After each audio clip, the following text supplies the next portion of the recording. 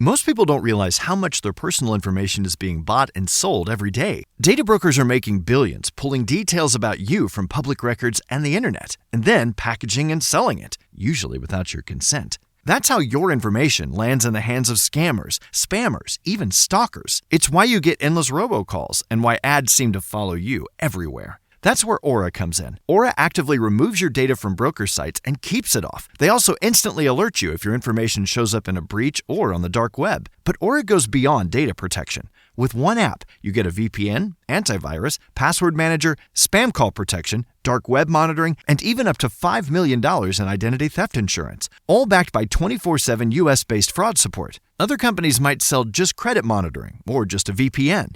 Aura gives you all of it, together, at the same price competitors charge for just one service. Start your free trial today at aura.com/remove. Protect yourself now at aura.com/remove.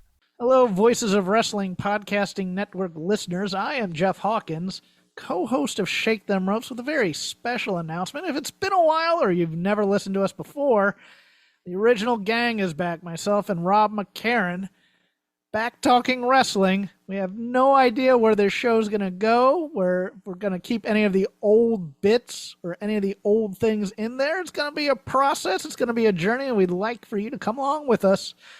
Only on Shake Them Ropes on the Voices of Wrestling Podcasting Network. This podcast is a member of the Voices of Wrestling Podcasting Network. Visit voicesofwrestling.com to hear the rest of our great podcasts, as well as show reviews, columns, opinions, and updates across the world of wrestling.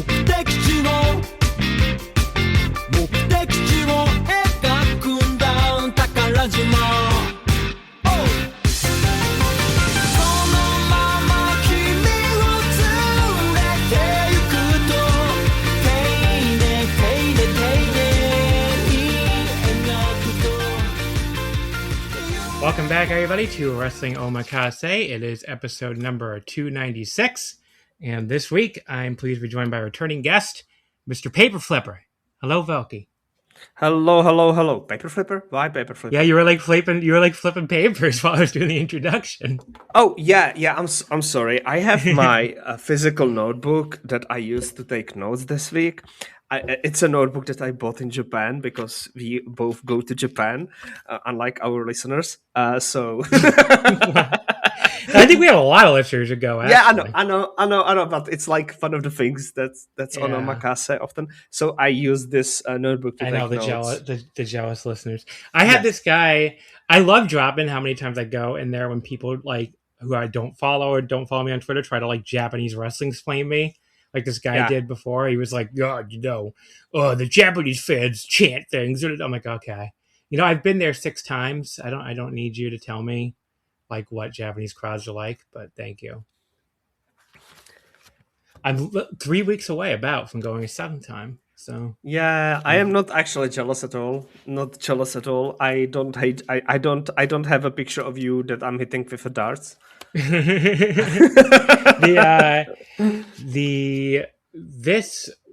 This coming like what this set of shows at the first thing where I was like, oh, we're gonna talk about with All Japan. We're gonna talk about something I'm gonna see in person.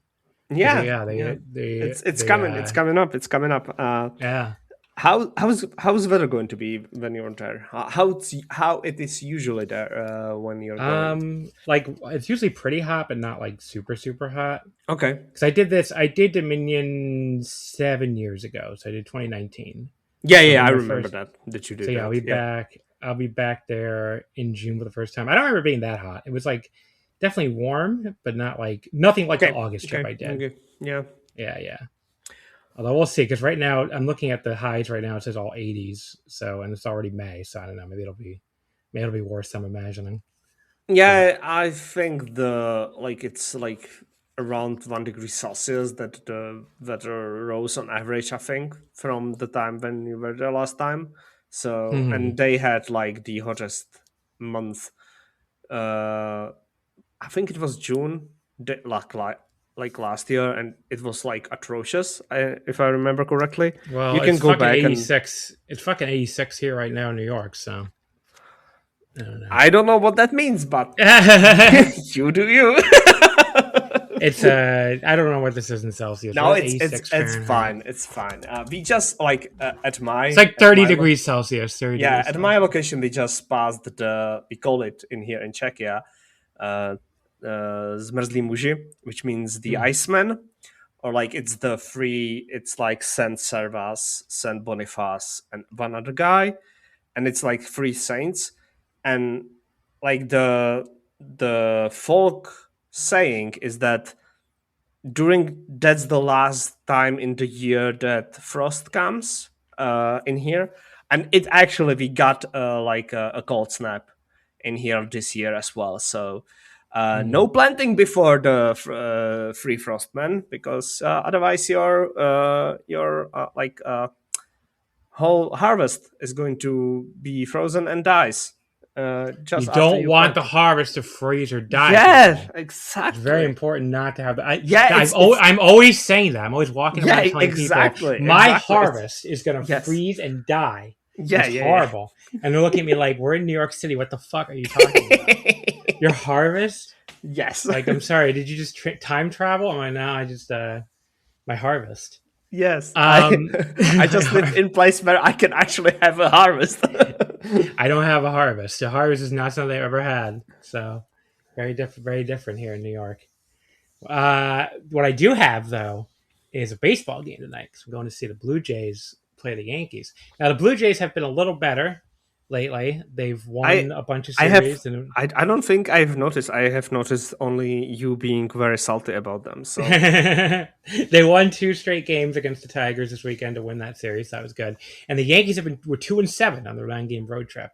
They blew a fucking like 4-0 lead to the Mets or something, and to lose the Subway Series yesterday, which is funny because the Mets are horrible.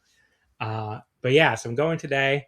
Hopefully the Blue Jays can win. I'm going the next 3 days, actually. So I'm going to Monday, Tuesday, Wednesday, which I don't know why I'm doing that when the Blue Jays haven't even been that good. But yeah, today and Wednesday, I kind of like I was going to go with Nicole today, and I'm going with my friend Rich on Wednesday, not the Voice of Wrestling Rich, different Rich. And then there are multiple Riches, I know. And then like more than one in the world, more than one, incredible, multiple Riches. And then my friend who has like partial season tickets invited me to go Tuesday.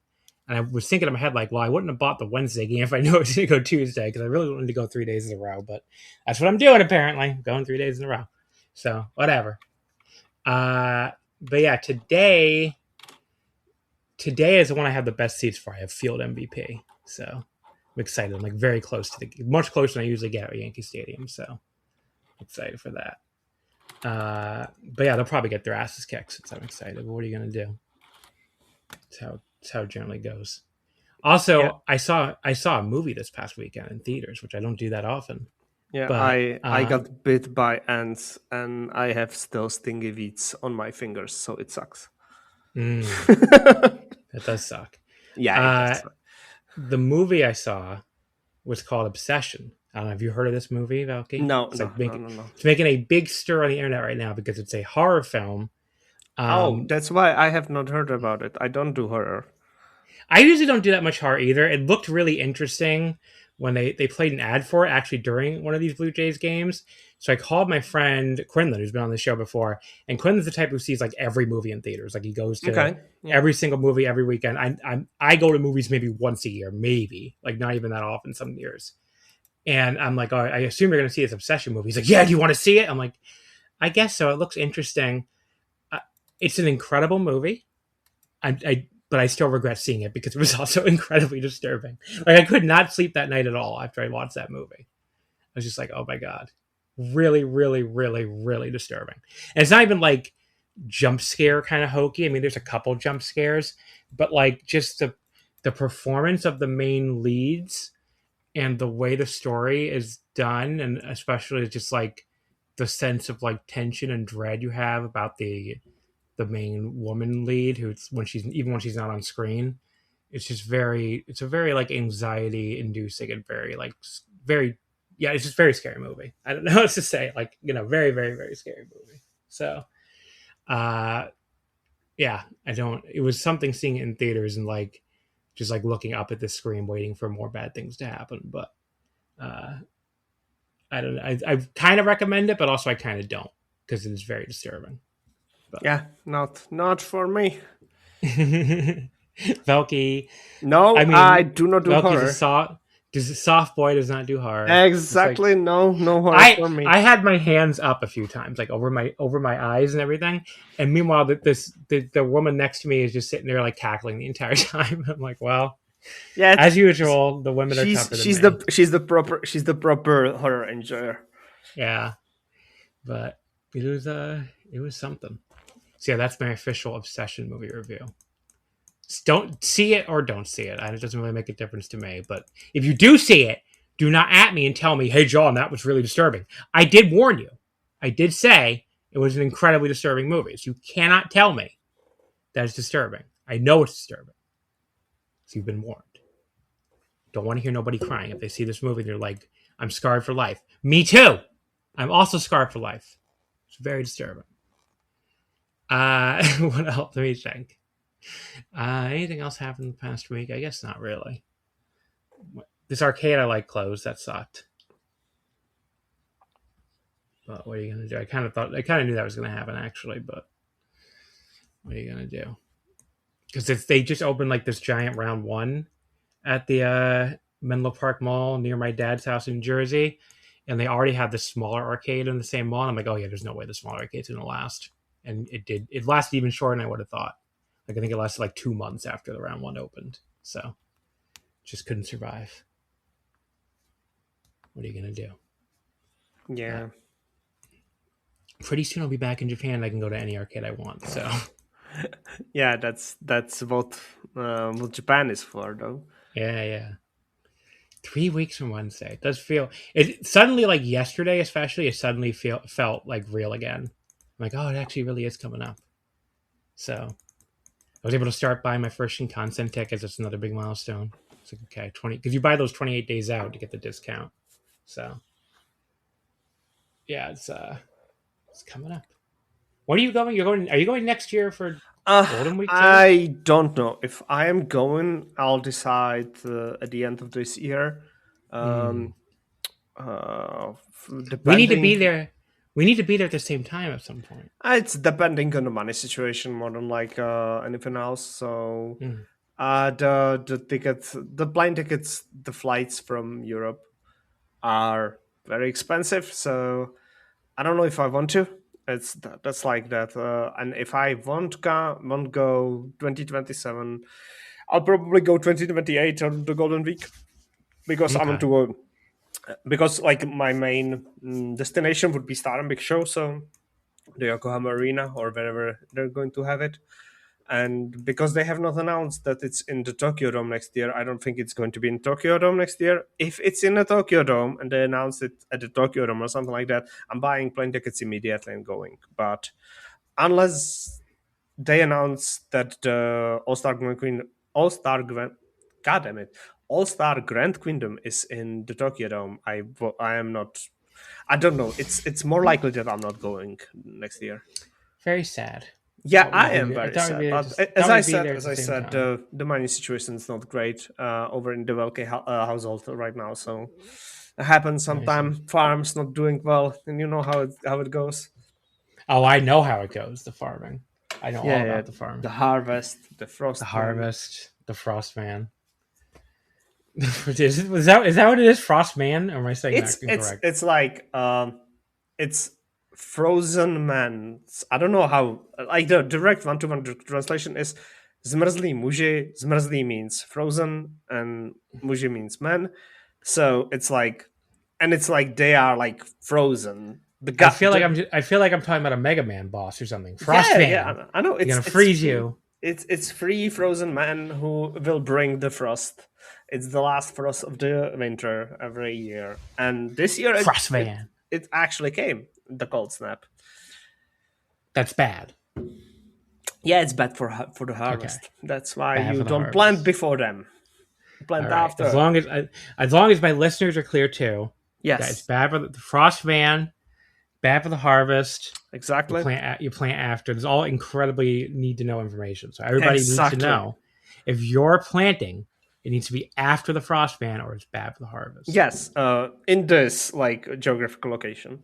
So if so specific to chat, specific to.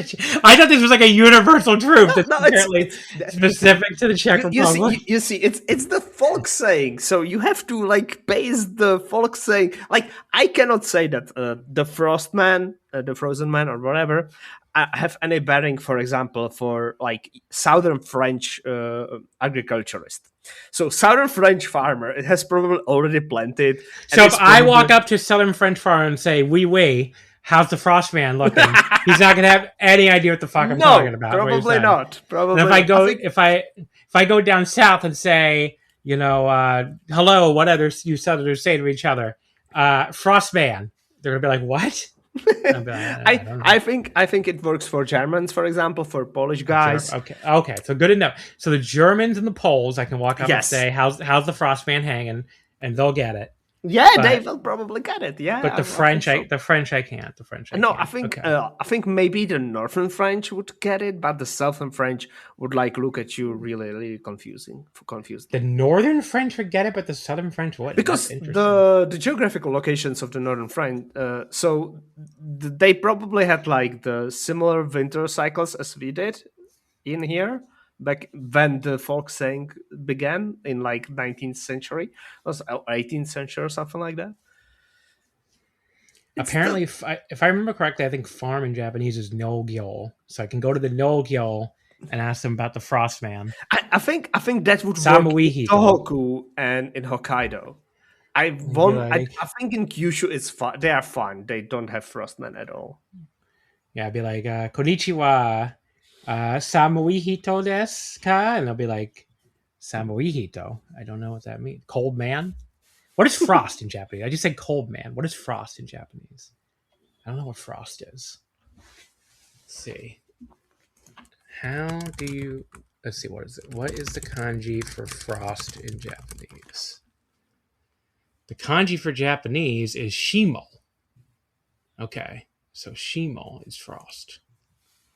So, I guess this is a noun, so I would say shimo no hito. That'd be like Frostman. That sounds like that could be a word that I have probably heard in some anime. Shimo no hito. That'd be Frostman. If I said shimo... Oh, wait, no, this is usually onyomi. Frost damage would be ugogai. Ugogai would be frost damage. Or no, not ugogai. What the hell am I saying? I think it's actually new guy, I think. New guy? Yeah, I don't know. or soul guy. Soul guy. That sounds like an ongoing word, actually. So yeah, soul guy is frost damage. A blade of ice is a soul ken. So there you go. If you ever ask somebody for a blade of ice, just be like, yeah. If I ever was going to be soul ken arimasu ka, and they'd be like, ie soul ken janai. No soul ken. I don't know what the fuck I'm talking about right now. Why? It's just so funny to me that that's in the G Show page for this. It's like, okay, here's under frost. We have frost damage and the blade of ice. Who needs a blade of? Let me walk around and say, excuse me. I need to know. I need to know the fucking term for blade of ice right now. Hey, you're watching Bleach and you need to know how to say the blade of ice. Yeah, Soul Ken. That's the answer. Soul Ken blade of ice. But anyway. But yeah, that is definitely an onyomi word. So, I got to use the Chinese compound for. But why the fuck isn't? Well, I don't know. I guess how do I say a cold person? I guess, or snow person or frost person. I guess it is Shimo no Hito. So I'll walk around in Tohoku, ask them about the Shimo no Hito, see if they know what I'm talking about. All right, let's get into the Best of Super Junior, which started out with night one from this past Thursday, May 14th from Korakuen Hall. Velkej was so excited for Best of Super Junior. Yes. Folks, listening at home. He was like, not only do I want to do the start of Best of Super Junior, exactly. I want to preemptively reserve the finals. So whichever week you're doing the finals. So the Best of Super Junior, it's really Best of Super Velkej. Yes, exactly. My turn. It's my turn. I love it. He's book ending this tournament on Wrestling Omakase. He's doing the start of it and he's doing the end of it. So you can look forward to that. Yes.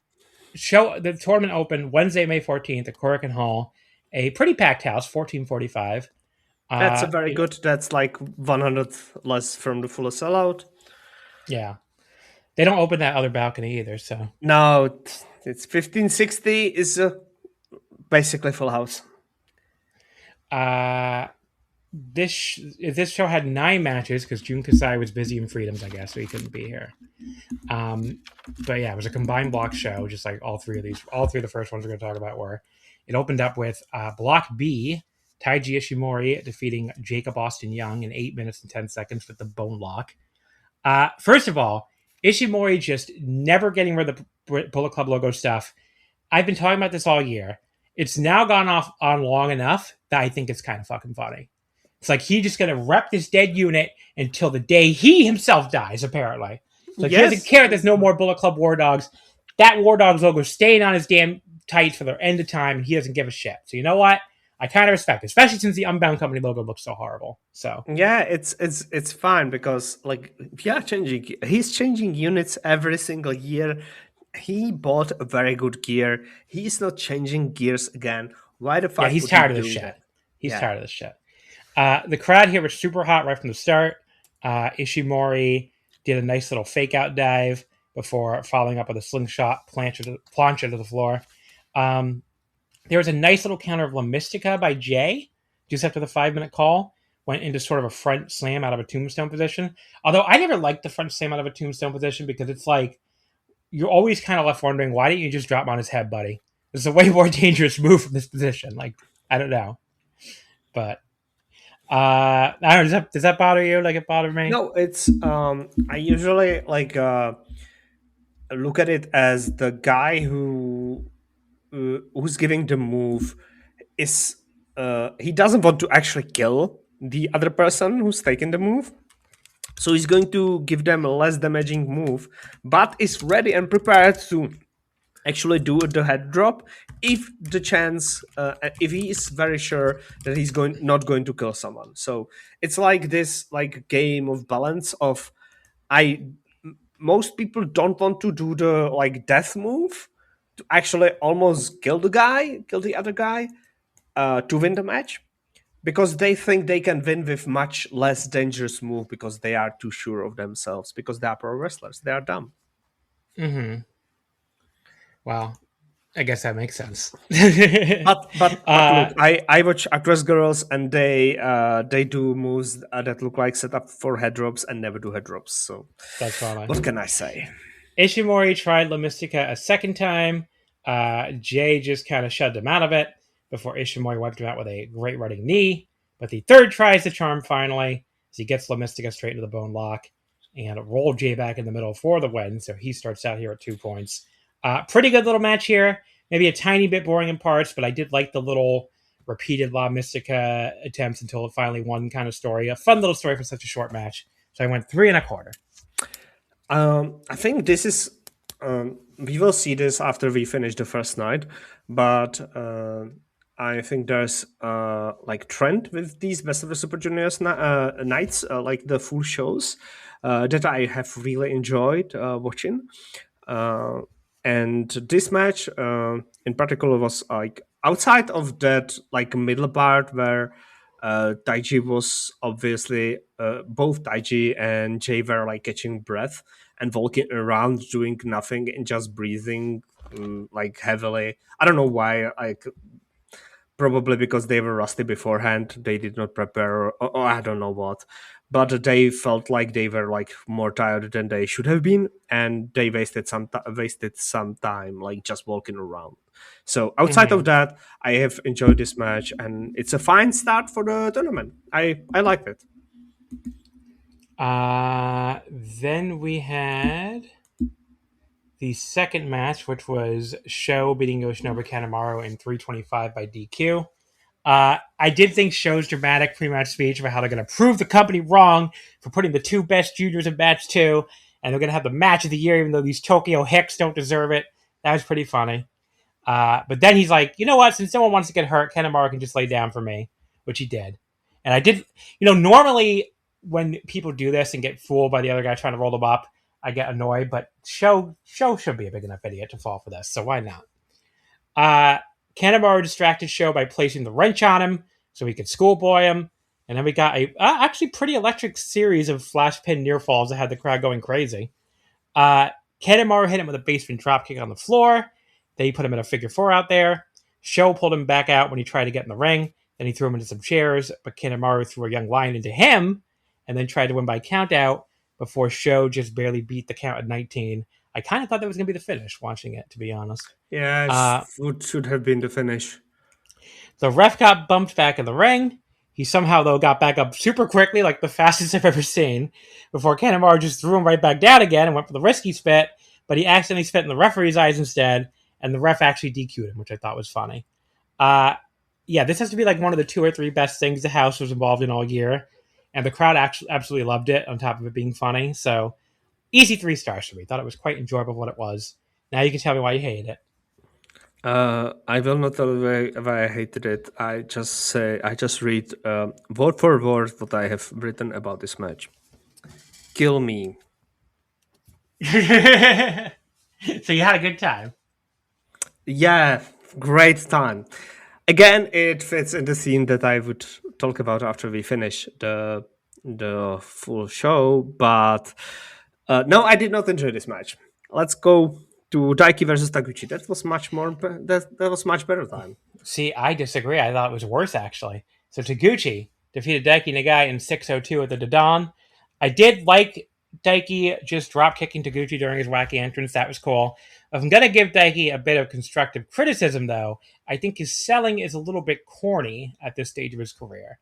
Nothing he can't improve on, of course, but when he was crawling towards the ropes and the ankle lock, I just saw his facial expressions and stuff were a bit corny. Just wasn't selling well for me. And he ended up getting pinned by the Dodon anyway, pretty much immediately after. It's a very quick and average match to me. Not much stood out here besides, again, the corny selling. So I went 2.5 stars. So again, I had it below the house match. By a whole house. Yes, you are wrong. That's wow. That's wow. Okay, so this was great.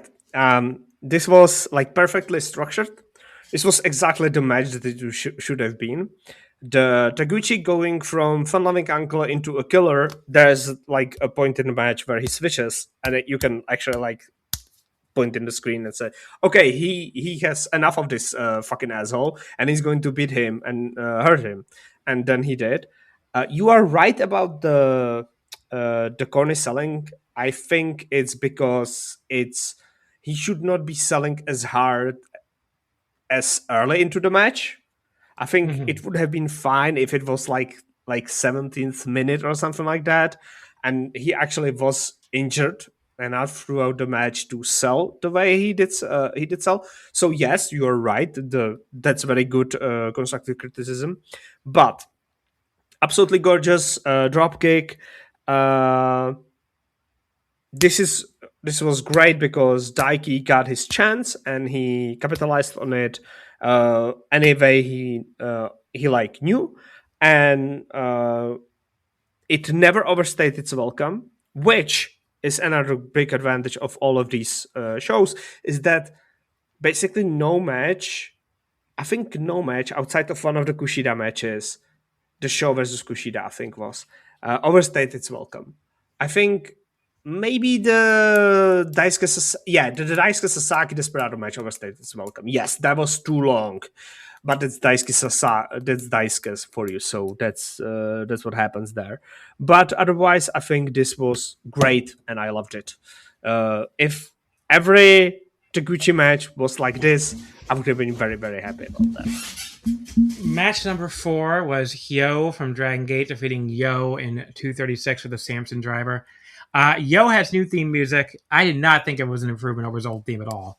Just sounds like very generic guitar music, where his old theme, but like the announcer thing going, yo, yo. I thought that was just way more distinctive. But maybe the new theme will grow on me. I don't know. His new gear is something else too. Apparently he's a playboy now. So there you go. Hyo showed off some handstand flips immediately. Yo then went heel by slamming Hyo's pet leopard almost immediately. The crowd did not like that. Hyo apparently does not care at all, though, as he just stands in the ring flexing, and then for some reason turns his back on Yo so he can get back in and put him in the Paradise Lock for mocking his leopard crawl and then pantomiming taking a piss on him. It's like, okay, Yo. But yeah, Hyo wins pretty quick after that. I mean, it only went 2.5 minutes. Some of this was amusing. There's also nothing to it as a match. The crowd did go crazy for it, and Hyo looked thrilled to be performing in front of a packed Korakuen Hall for once instead of the Dragon Gate Korakuen crowds he's used to. But just nothing to this as a match at all. So 2.25, below average. So this is basically the most honest pro wrestling that you can see, because it was extremely homoerotic throughout the whole thing.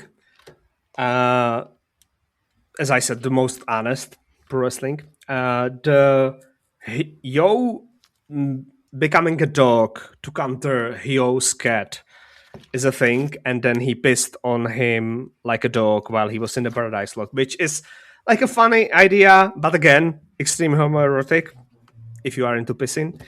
And if you are into pissing, yes. What do you want me to say? He pissed on him. Like, well, he didn't actually piss on him. Yeah, he mimed pissing on him like a dog while he was in the Paradise Lock, because of course he did. And obviously it was extremely well received by the female part of the audience. And then Yo got kissed by Hyo and fainted from that, because Hyo is a hot stripper, and the Playboy got kissed by a hot stripper, so he had to faint after the match. So he got his reward anyway. Yes, that was the match. We have everything for everyone in New Japan Pro Wrestling. Yep, indeed. Afterwards, we got the kiss. I already saw that gift to hell, but yeah, we love the queer baiting, don't we? They had just done the Roppongi 3. I don't know why that was so funny the way you said that. They had done the Roppongi 3K pose together, and I guess Hyo decided to seal this new partnership with a kiss. I did like the announcers. Like, Gino was like, yes, yes, and I want one of my own. And I was like, all right, we come a long way as a society, actually. I was like, wow. It's the as I said, the female part of the audience was very happy about that. The screeches were very, very audible. Yeah, well, they love the yaoi. The next match was Nick Wayne defeating Robbie X in 7:30 with the Wayne's World. Every time you think about how big of perverts that Joshi fans supposedly are, I want everybody to know Joshi fans cannot match the yaoi fans. No, like, they cannot. We can. The biggest perverted Joshi fan is only 1/10 of a pervert as the biggest perverted yaoi fan. So it's a big gap. So go, like, you don't even want to know the stuff that yaoi. Like, believe me, I have been, as a bisexual genderqueer person who hangs out in anime fan circles, I have been adjacent to many yaoi fans, and believe me, if you think Joshi fans are pervs, you have not seen anything until you see the yaoi fans. So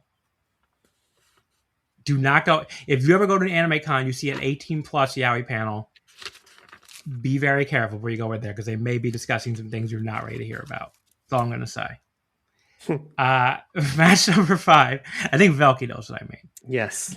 Match number 5 was Nick Wayne defeating Robbie X in 7 minutes and 30 seconds with the Wayne's World. Nick Wayne talking about how great it was to, like, actually wrestle a bunch of matches in a row in last year's Best of Super Junior was so funny. Like, the quote was like, wow, it was so great to just wrestle And then, no, I'm wrestling again the next day. And then 2 days after that. And I wanted to sit there like, I felt like the Oprah gif, come to life. Be like, yeah. That's generally what most pro wrestlers did prior to like American TV wrestling, like going so fucking hard. And you wrestle once every other month direction in the last fucking 5 or 10 years. So, but yes, it's, but yeah, based on what he said though, and he also said he loved Japan, loved Japanese food and everything. I'm guessing he requested to come back, and I'm totally fine with that. I thought he was quite good last year, and was not a great tournament overall. Now, I will say so far in this tournament, I haven't liked him quite as much. So we'll have to wait and see. He is. I think he's really preparing to act towards like a bigger arena than he's performing. Yeah, he gotta cut back on the fucking playing the cheap seats. Yeah. He plays a lot to the cheap seats. He plays like a lot. He play everything he does is really huge, and he overacts. I didn't think he was doing that as much last year. So he got to cut back on it. Yeah, it's like I've like it makes sense for him to do it because that's what he's supposed to do, because that's where he is going to be after he leaves this tour. So I'm like I don't mind it as much. Like if he was staying in New Japan for more than this one tour, I would be like, oh man, you have to cut it out because you're like not in like basketball arena for 10,000 people. You are in Korakuen Hall. It's like 1,500 people there. Like that doesn't make sense for you to be acting like that. Like not that they have 10,000 people at the Dynamites either, but no, it's the arena is that big. So yeah. So some people can be sitting in the cheap seats up there. That is true. So that's what I mean. Like not that the arena is full. No. They do like 2,500, I think. Yeah. Or sometimes more. They will be in Wembley, and if he's going to perform on Wembley, he's going to act big, and that's proper and good, because you are supposed to like perform for the people in front of you, because that's how pro wrestling is supposed to work. So that's like, you're right that he is overacting, and I think he should cut it down, but I do not mind it as much because it's like he's preparing and training for like the proper TV run. So I just shrug my shoulders, and if he's coming back for like a tag league or something like that, he should do better. But like this, I don't mind it. Then we had it's still this match. What am I talking about? Yeah. So I was a little confused why he didn't have the ROH TV title, but apparently he lost it on May 9th to AR Fox, like right before this tour. They had to get that TV belt off him this time, even though he had it the entire tour last year. But I don't know. But yeah, finally ended his year-plus reign. I think it's more like that AR Fox, that Nick Wayne is going to move from ROH. I'm sure. Yeah. But they just, I don't know, because I thought they want to leave it on for the tour and then have him lose it, because it makes him look more important to the Japanese fans who don't know that Ring of Honor barely exists anymore. I don't think they actually care about that. So I don't know. Just walking around with the belt makes them look a little more important. They don't have to know the belt's a fake belt. Yeah, I know, but I don't think that it figures into the AW's/ROH's plans. They had a big show, the pay-per-view, so they switched the titles instead of waiting like. I think it was on TV actually, but I could be wrong. Oh, yeah. Whatever. Robbie seemed a little surprised for a second. The crowd chanting for him right at the bell. That was kind of cute. Nick kissed him on his bald head in the corner before he delivered a chop for some reason. So the kiss count was now at 2 for the show. Gino on commentary saying this match is, quote, land-based so far, and, quote, instead of ground-based. Kind of made me laugh a lot. I was like, you mean ground-based, buddy, not land-based. It's not like a land-based. You sound like you're calling them like land-based mammals or something. No, they are land-based mammals. Yeah, they are. That is true. So Robbie did a slingshot plunge under the floor, like maybe 30 seconds after he said that too, which was kind of funny. Yeah, that was really good plunge as well. The land-based mammal took flight. took flight. Yeah. For a match you'd expect to be fast-paced, though, and I guess the spots themselves were quick, I did think there was a lot of downtime in between the spots that they didn't fill well. Just a lot of like posing and laying around in between the spots that kind of made the match drag for me way more than it probably should have. Yes, it ties with the overacting as well, so it was kind of more obnoxious. and it didn't really work well. But the spots they did were very impressive, though. That's actually the very next sentence I have written down too. I just wrote the spots were still quite nice, though. Yes. So, the perfect anti-air kick. Oh my god, it was awesome. I don't know if I needed 2 straight reverse Ranas on this mid-card match, though. I don't know. Seems a little excessive. It's fine. It's best of the Super Juniors. I can live with that. The thing is, we did not have any of those before this match, and I don't think we had any of those after this match, so it's fine. We must have had another one, at least one. No, I don't think Vato versus Titan. Because the next match is Robbie Eagles versus Kushida, then Vato versus Titan, then Sasaki, and then Akira. You could be right. Actually. So I think one spot fest is fine. Robbie hit a Sky Twister. Wow, Sky Twister press to the floor. It looked great. Followed by the hamstring cutter. X marks the spot thing for a 2 count, and he went for his X Express, the top rope finisher. But Wayne rolled out of the way, and when Robbie kind of rolled through it, he walked right into a really huge super kick. Then a low super kick to the face from Wayne with Robbie handspringing off the ropes was nice too. That was perfect. I love that. Followed by Wayne's rope with a pin. I thought it was fine.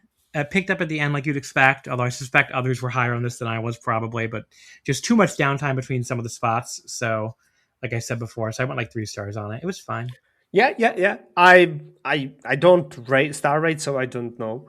But as I said, it's I was fine with this match, especially because, as I said, there were no other like spot fests on this card anyway. So having one dumb spot fest without like any connective tissues between spots, I'm actually more than fine, and I would be disappointed if we did not have one. So I'm really okay with this match. I have enjoyed my time much more than, for example, the Sho versus Kanemaru match or Yo versus Yo match. So. Next up was Kushida defeating Robbie Eagles in 9-11 with the Back to the Future. So Kushida took his boots off for the match. Eagles did not follow suit. So he does not show the toes for free, apparently, unlike Kushida. They started with some mat wrestling. I can't say I found that terribly interesting or anything. I did like the flash pin exchange. It had a few really strong near falls. It led directly into Robbie just like smacking the taste out of Kushida's mouth repeatedly while holding onto his leg. But the final little counter before Kushida hit Back to the Future was unfortunately a little bit awkward. So, fine match again, but again, pretty disappointing for these two. Especially since I heard people talking this up. I just, another 3-star match to me. Yeah, I really like this one. I think this rocked. In the opening grappling, there was this bit with like Robbie like using the Kushida toes. And I'm like, okay, you are an asshole. What is Kushida going to do? Kushida hooked his nose or like eye-poked him. So like both of them were like cheating in the grappling exchange. And I have enjoyed my time throughout the whole grappling thing. So again, it was the match before it was just a dumb spot fest, and this was just grappling without the big signature spots that these 2 guys would have done like 7 years ago. So they're just like grappling. As I said, every match on this card was different than the previous and then the next, which I have really appreciated about the tour so far. And then Teton defeated Master Wato in 8:43 with the Gideon 121. This was a rematch, of course, the 2023 Best of Super Junior final. Yes. Charlton said it says a lot about the, quote, depth of the card, that it's, fourth from the top or third from the top here. But I think it says a lot more about Wato's current standing and how he hasn't done much of anything. Yes. Lately. Speaking again, though, to Wato's lack of standing, I thought this was easily the least loud the crowd was all night early on. Not that they were completely silent or anything, but compared to a lot of the earlier matches, it was pretty noticeable. Now, they went nuts when Teton got that bridging submission he does, the 5-minute call. Yeah. So they did start going crazy. Wato was able to crawl his way to the ropes. He tried for a top rope German suplex. Teton knocked him down on the turnbuckle, then hit this huge double stomp up there. And that, I thought, was like the most natural setup for that move I've ever seen. Like usually that setup makes no sense. Yeah, and it looks like that was awesome setup for that move. Yeah, because it looks like the opponent is often like helping the opponent hit it. Because like the opponent usually is like, all right, Chief, let me pull myself up and hang out here for a while. You're going to stop me, all right? Just we're ready whenever you are. You this have time, to do your little taunt before that, like point. Do your little taunt, like whatever you need, Chief. I'm here. Yes. I'm ready for you to jump on me. And 1, 2, 3, let's do it. Yes, like, that's what it usually looks like. Here, this looked like the most natural setup for the move. Like Teton knocked him on the turnbuckle, and like Watto was there. And Teton jumped on him. I was like, this was so quick. I was like, wow, they actually made this look like it wasn't fucking completely fake like it usually does. So you know what? Hell yeah for Watto and Teton.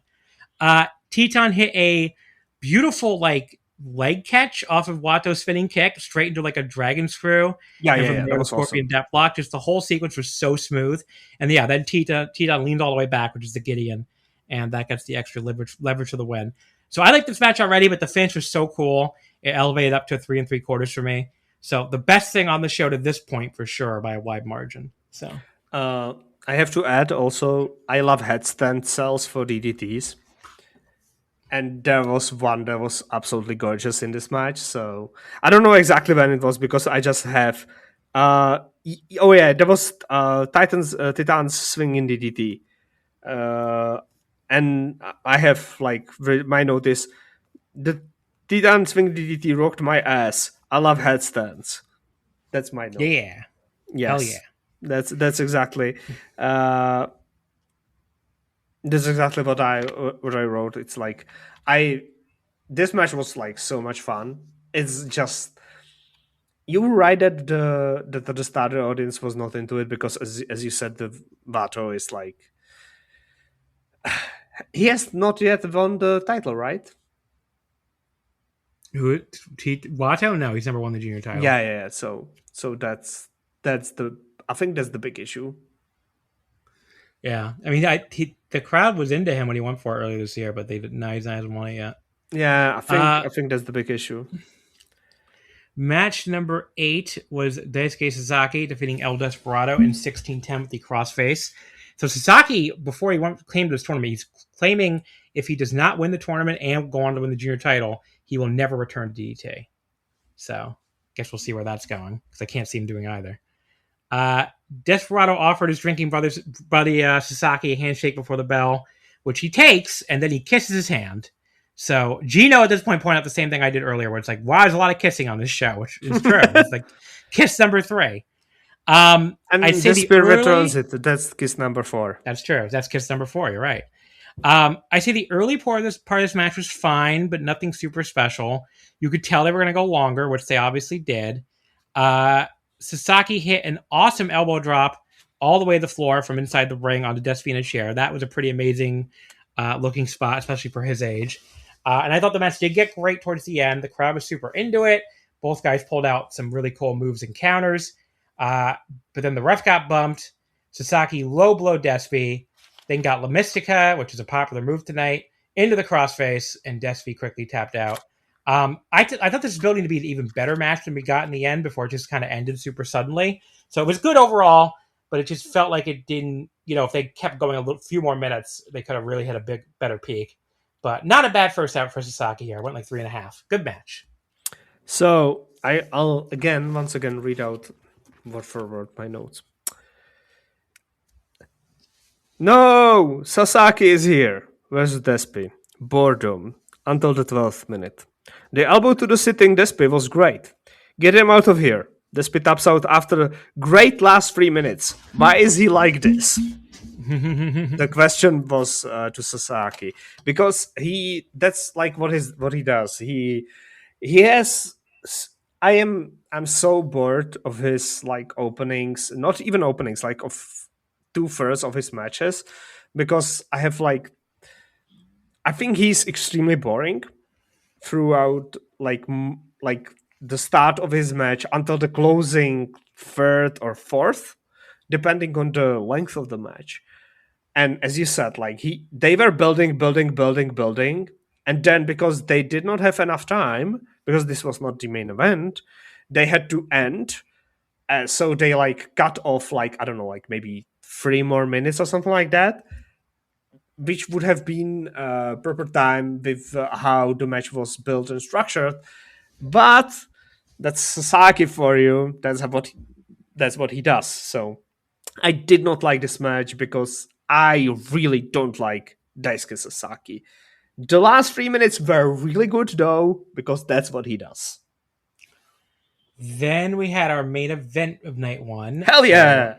Kosei Fujita defeating Francesco Akira in 1656 with the throw ride. So Fujita attacked Akira during his entrance by throwing a chair in his face. So this followed up with Akira hitting him with a chair at the press conference, either the day before or the day before that. I can't remember. He brought him up to the bleachers and rammed his head into the West sign repeatedly. Then he nearly won the match as soon as the bell rang back in the ring. This very cool looking deadlift German he did. Akira bladed off the chair shot, and then he sent Fujita flying into chairs at ringside. And I really liked his rage of seeing his own blood. That was really cool. Just did a good job selling the rage. He pulled a table out from under the ring and shoved down Red Shoes. Nobody went through the table just yet, though. Fujita fought Akira off at first, but then Akira ended up hitting a springboard cutter from the apron back into the ring. So everything in the ring once they got back there was very good. Paced a lot better than some of the earlier stuff on the show. The interesting thing to me, the most interesting, the Korakuen crowd was way more behind Akira than Fujita, despite Akira being the heel now. Like, every time the Fujita fans tried to get a chant going, they got drowned out by the louder Akira fans. So the Akira fangirls especially do not give a shit that he's a heel now. They love their little Italian boy no matter what. He's very angry. He's extremely angry, but they love him. I think it's very hot. I think that's very hot for them. So, well, it's like he's also like kind of cute about it too, right? Because he's like a tiny little dude, but he's like yes, he's so like mad. He's so mad. He's like an adorable pit bull or something to them, I guess. It's like the exact right amount of danger or something. What I was going to say too is they just apparently the big reason why he got over in the first place. Do you know what it is? What it is? They love that his mom named him Akira.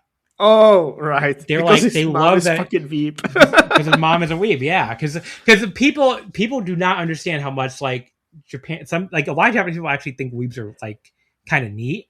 And I think this kind of like, goes against a lot of Westerners' perceptions. But like to Japanese people, the weebs are like, look how cool we are. I mean, we're just this little island and all these other people are obsessed with our cartoons and shit. So it's like kind of a pride there among a lot of people. Like you'd be surprised, honestly. I mean, not that I'm sure they don't find them very cringeworthy too sometimes, but just very, oh God, what just happened? What happened? What happened? I don't know. Something froze or something. Okay. Wait. Oh no. Okay, I'm still here. Okay. That's good. I think it tried to quit. Yeah. Anyway, Sorry about that, folks. I'm not gonna cut that out because it was so good. But yeah, what I'm saying is like they can find the weaves like cringe too, I'm sure, but there is like a weird like prideful element of it. It's like that's right. We are popular actually. Yeah, the thing about Akira is that the heel turn, like his entrance with the Italian like carnival mask or whatever it is, with the crown, is really cool. And he goes into the crowd and runs through them. And I think he probably like chatterboxes the whole time. Some random like like some Italian garbage. He's saying there. It doesn't really matter what he says. Shots fired at the Italian language by Velkej. Yes, it doesn't matter what he says. It actually doesn't matter at all. And he's so angry the whole time. He's angry when they chant for him. He's angry when they chant for anyone else. He's angry when they boo him. He's angry when they cheer him. He's angry at all time. And the funny thing is, the blood helped a lot because he had something to be angry about. He talks a lot in the ring, but it's not like these monologues that has some deep meaning. No, he's just fucking angry. He's not just calling the opponent's name, which is like a normal thing in Japanese wrestling. He like talks to them, but like useless sentences that doesn't really mean anything. And I think the people love it. And he's the only one that does it right now on the roster. So it's like he's really like I think this is from everything I have seen from Akira, I think this is his like best form right now, because I like it. He doesn't have the youth.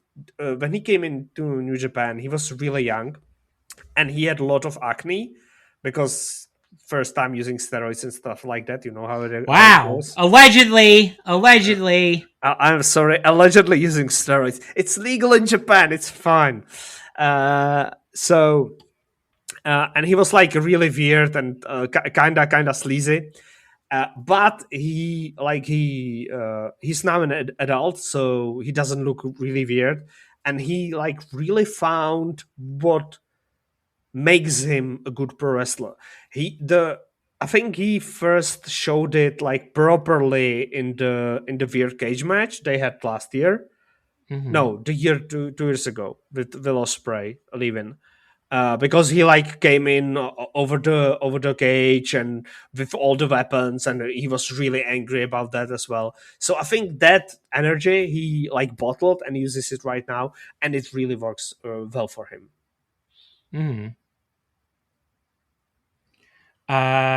Then we had still in the match, Fujita ducked the fireball knees from Akira and then hit him with a big high kick that left both guys down. They fought on the apron again, where Akira pushed Fujita into the ring post. Then he tried to run out to the floor, but Fujita caught him and held him up before powerbombing him through that table that's been sitting there the whole time. Awesome spot. I love it when they make you wait. They have you wait just long enough you forget the table was even there, so that was cool. He followed up immediately with a wheelbarrow German back of the ring. That got a 2 count. Then when Akira kicked out, he went straight into an arm lock. Just nonstop action here. All these transitions were so smooth. Akira struggled, and I liked the way he just like exploded into the ropes at the end. Just really like burst forward into the rope break. Akira sort of got the fireball, I guess, but Fujita just kind of rolled through the impact and then rolled him up. That counter I didn't love because it's not clear if the move actually hit or not. I don't know. I didn't love that. Yeah. That's one of those things that did he hit the move? Did he not hit the move? Should you be rolling someone who just hit like a big move or not? Yeah. I don't like the roll ups after the finisher hitting. Yeah. So. And then they did the same thing in the New Japan Cup in that Drilla Yuya match. I didn't like it there either. Fujita drilled Akira, speaking of drilling, on the back of his head with another wheelbarrow German, which he no-sold it and then reversed Rana Fujita. See, I knew there was another reverse Rana. There it was. Fujita no-sold it. No-sold that as well. And then Akira killed him this time with the fireball knees from behind. Awesome little sequence there. The crowd was really chanting for Akira now. But unfortunately for him, Fujita survived all of that, powered back up, got him up and hit the throw ride with a pin. I thought this match was fucking awesome. Easily match of the night and the match of the tournament so far, actually, not the spoil nights 2 and 3. The super hot Korakuen crowd put it over the top. Great way to end what had been a solid, if unspectacular, show before that. So really put it over the top. This was 4.25 stars. I also loved it. As you could have probably guessed from my previous comments. I loved it so much. I think both guys are hitting really high. I don't know if for Fujita is this like his peak because he's really young. I think he's going to like figure other stuff out later. But I think he's so far ahead of like development curve that's usually in New Japan. I don't understand how he could like hit so good so quickly. I don't know if it was the tour in Australia with Robbie Eagles or something, or if he's just like naturally gifted in pro wrestling, because he's so far ahead of the like development of guys like Uemura and Shota. Even Tsuji was like at his age. So I'm really loving him. And as I said, I adore Akira right now. Like this current form, I absolutely love. The blood helped so much. I am really happy that we are bleeding again in New Japan, even on like relatively not important matches like opening night of the Best of the Super Juniors. So I think for me that's a really good development as well. So this was really good sign for the tournament, to be honest. I was kind of dreading it because some of the participants are not for my tastes. Sasaki, Hyo, Sho, and others. So It was a really good start, I think. Night 2 was this past Saturday from the Esforta Arena Hachioji in the Hachioji city, suburb of Tokyo. The crowd here was 1,076, so that was down from when they did 1,231 for night 6 last year, down about 200 and no, not less than 200 actually, like I guess like 160 or something, or 155, I don't know. But yeah, I mean, a little bit to be expected because last year Hiromu was in the main event, and Hiromu was in fact from Hachioji, which will come into play later on, as I'll get to. But yeah, it was the Hiromu versus Clark Connors main last year, so that probably explains. So the decline. I would expect for them to draw more last year. Yeah, that's true. The show opened with a block match, Valiente Jr. defeating Daiki Nagai in 450 with the Valiente special. This was Valiente's first match since he also missed the first night. So Nagai attacked him before the bell. He did look like a badass here. Did a beautiful tope con hilo. But again, I still noted that his selling wasn't that great. Like at one point, he took an enziguri from Valiente and kind of like wobbled around like he was drunk before just sort of falling down in a very unnatural looking way. So hopefully, I mean, he's a very new wrestler still. Hopefully he can get better at that. But that is the hole in his game right now for me, at least. He missed the top rope headbutt, and Valiente then hit some wacky flipping package cradle thing for the pin, which I guess is the Valiente special. Thought this was okay. 2 3/4. Yeah, that was fine. It's Daiki Nagai in the opener. He did hit great tope though. He was very proud of the tope. Very, very hyped about it. Him jumping Valiente before the bell and beating up in the t-shirt was really cool as well. But otherwise, it's really like nothing special. And as you said, the selling. But he needs to work on it. He'll probably get notes from the people in the back that will tell him, mate, stop doing this. Yeah. Then we had match number 2, which was Ryusuke Taguchi defeating Master Wato in 2 minutes and 10 seconds with the, I can never pronounce this fucking thing, Risamente? I don't know. They mostly just traded cradle attempts to start, include a really brilliant counter of a La Magistral attempt that got a near fall early. Ended up being a great little bit of foreshadowing when Taguchi got the shock win with a cradle cut back, so he moved to 2-0 here, and Wato stayed 0-2. But yeah, I love Flash Cradles, so I enjoyed all 2 minutes of this. I just gave it 3 stars. It was a fine little match. Very enjoyable 2 minutes. Yeah, it was. I was very surprised that it's just roll-ups. Some were wonky though, little wonky, but it was still really fun because, as I said, no match is the same as the match that happens before it and the match that goes after it. And even this night continued this trend, which is what I really enjoyed. Even though not everything is for me, I really enjoyed the variation in this tournament we have so far. So, fun match. Match number 3, Yo defeating Jacob Austin Young in 5:18 with the direct drive. So the opening couple minutes were a little generic, which I guess makes sense with Jay in control. But I really loved Yo ripping off Taguchi's like keep the guy running spot, but in a more serious fashion. Like he did it just long enough that it wasn't a totally ridiculous comedy spot, and then he ended it with a beautiful sling blade. So it all looked really good. And then he finished with the direct drive pretty much right after. So perfectly fine little match here. I thought it was just kind of refreshing in this day and age to see a match where the heel just beat up the face. Face made a brief but quite good comeback, and then the face just won. It's like, how often does that happen anymore? It's not very often. But yeah, 3 stars. That's a fine little match again. Yes, exactly. It's perfect start of the mid card. No issues there with the match. Just start with the like little comedy with the what's the name of the guy seconding Jay? Zane? No. Zane Jay, yeah. No, it's Zane Jay? Zane Jay, yeah, that's his name. That's so dumb. Okay, so Zane... Wow, shots fired at Zane Jay, everybody. Velkej thinks his name is dumb. So, why... Whatever.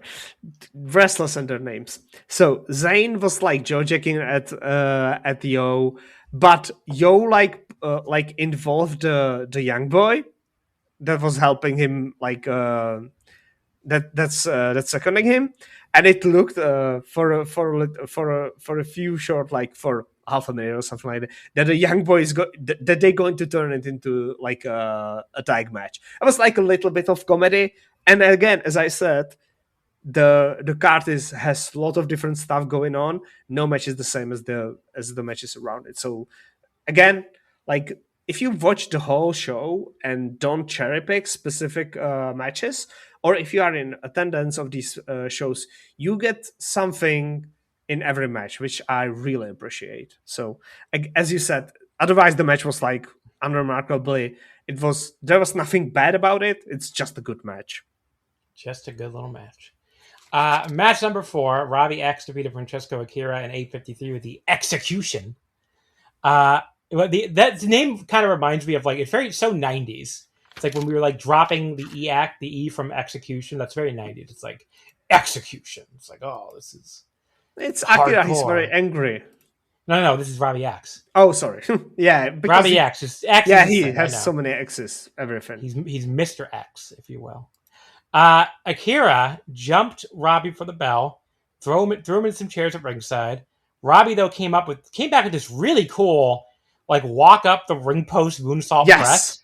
Very unique, and he also made it look totally effortless. So yeah, it fucking rolled. The whole crowd exploded. Yeah, it was so cool. Such a cool spot. He then, like, rubbed his knuckles or Akira came back first with a very nice springboard cutter. So Akira did this. That, once they're finally in the ring to start the match proper. And then he, like, rubbed his knuckles into Robbie's eye. That just looked nasty. Robbie went back to the flying in response. He had a nice planche to the floor, followed by an equally good-looking flip springboard senton or slingshot senton into the ring for a 2 count. That earned him a big "Let's Go Robbie" chant from the crowd, all before the 5-minute call here. Akira started throwing him in hard in the corners. Robbie was selling his neck, which Akira had also worked over a little bit before that. And then very fast-paced ending sequence really put this match over the top. And I love the sudden finish with Robbie ducking the fireball double knees and then charging in and kicking his head off in the corner with the Execution for the pin. Very good match. 3 3/4. Robbie got his first win here, and Akira went to 0-2. So not the best start for the good old Italian boy. Yeah, this ruled. This was, like, great. Robbie X with, like, broken face because of probably the anti-air kick from Nick Wayne from the day before. Akira also did, like, this little very dickish spot when he did the Gedo clutch and was staring directly at Gedo, who was sitting ringside doing commentary. That was really good. That was really fun. That's Akira, very angry young man, very angry.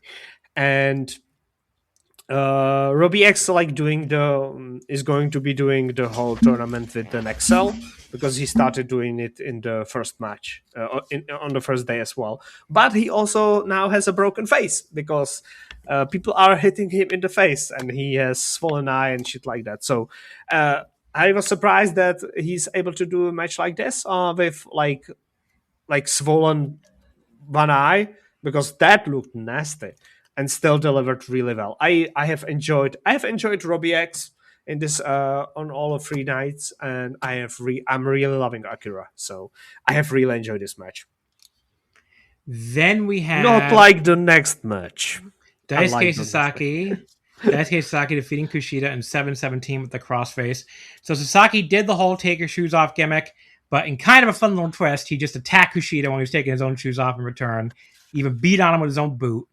And then he hit him with a chair to leg outside the ring on the floor. Kushida, though, then stuck Sasaki's face in his boot on the top rope. It's a deeply weird match, and it got weirder from there. Sasaki then went for a top rope elbow after fighting him off. It got caught right in a cross arm breaker by Kushida. That did look good. He reversed it into a quick roll-up. That got a 2 count. That was the whole sequence here, best sequence of the match. But then both guys started trying to cheat using the ropes. Kenta Sato actually caught them both going with the dirty pins. I was like, that's kind of amazing, this company. Usually the refs are completely fucking blind. But then Kushida got his sock on his hand, first hit him with a shote, and then did the mandible fucking claw for some reason, followed by an overhead kick. And then Sasaki started biting his toes. I'm like, okay, guys, is this again like a weird yaoi fetish thing or something for the women? Because I don't really get what we're doing here. Very, very weird. Sasaki got La Mystica into the crossface. Then he took the sock off Kushida's hand and stuffed it into his own mouth. For some reason, that was legal. And Kushida tapped. I was like at a loss of how to rate this. It was certainly creative. It also grossed me out a lot. So I just slapped a 3 on it and called it a day. Don't want to think about this match too much. I hated this. I don't blame you. I think Kushida, unless something changes during his fourth match, I think Kushida will have one of the worst performances for me on this whole tour if he doesn't change this, because the third match he had is also, that was the worst one. That was the worst one. Yes. So we'll get to that when we get to night 3. Yes. But this, like, I was fine with the Robbie Eagles match because I have enjoyed that. There were no sock-based spots. Yes, there are sock-based spots from Kushida in Best of Super Juniors. Out of all people, it's Kushida who is doing sock-based spots. I fucking hated this. I hate it so much. I'm very disappointed with Kushida. Then we had Teton beating Jun Kasai. I'm moving on as fast as possible. In 9 minutes and 8 seconds with the Lave Immortal variation. They both grabbed chairs on the outside. Of course, Kasai's first match. They started swinging them at each other right away. That was a battle easily won by Jun Kasai. He then took Teton up the aisle and went for a pile driver, but he couldn't quite get him up. And then Marty Asami, of all people, started admonishing Jun Kasai that this isn't hardcore rules. It's like, yeah, okay. If he was in the house of torture, I guess it would be fine, buddy. Like, what are we doing? If he was in house of torture, it would be fine. He's unsigned freelancer. He doesn't know the rules of New Japan. Jun Kasai brought out the skewers, which was an odd choice against a masked opponent. Doesn't matter. He ripped the mask beforehand, right? Oh, yeah, that's true. That's true, I guess. But yeah, he was the one who got skewered instead. Anyway, it doesn't really matter. Yes, of course. So Teton followed it up with a very nice dive to the floor, and then a springboard splash for a 2 count. Kasai went for his big over the top rope, or over the top splash, off the top rope with the goggles and everything. But Teton got his knees up on it. Splash. The Pearl Harbor splash, thank you. Teton got his knees up on it, and he ended up pinning Kasai with his signature leg cross roll up not long after. Pretty good match. Kind of made no sense at times, but 3 1/4. The Jun Kasai match that's must watch is on the following show. This one was just, this one's not must watch. No, it's fine. It's more of a lot like, oh, so this is going to be Jun Kasai. Okay, I get it. Okay, I get it. This is fun.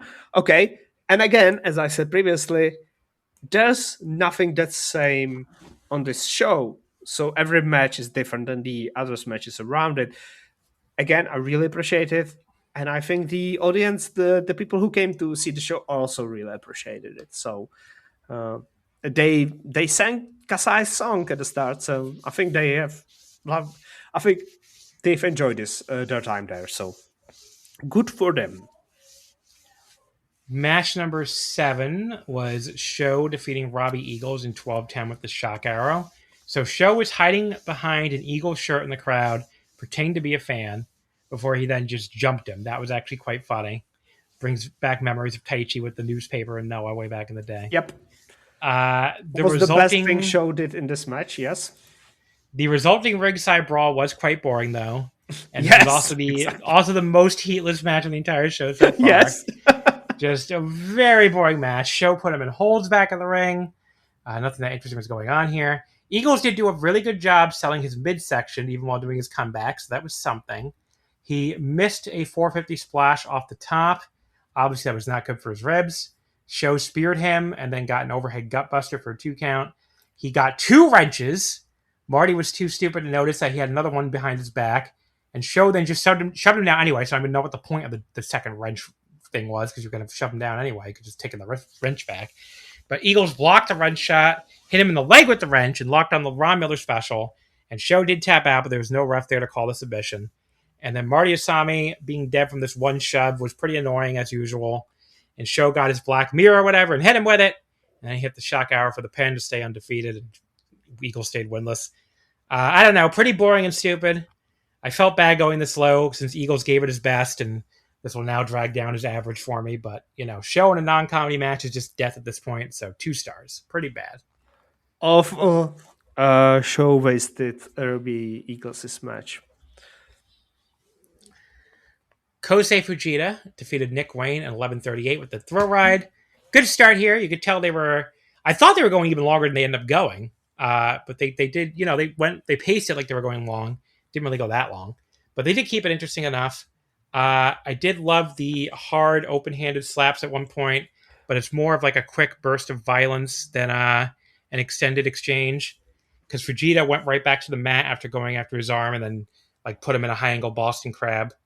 The snap dragon exchange with both collapsing was one of those sequences that was also kind of cool, but also kind of corny to me at the same time. Just a little too much.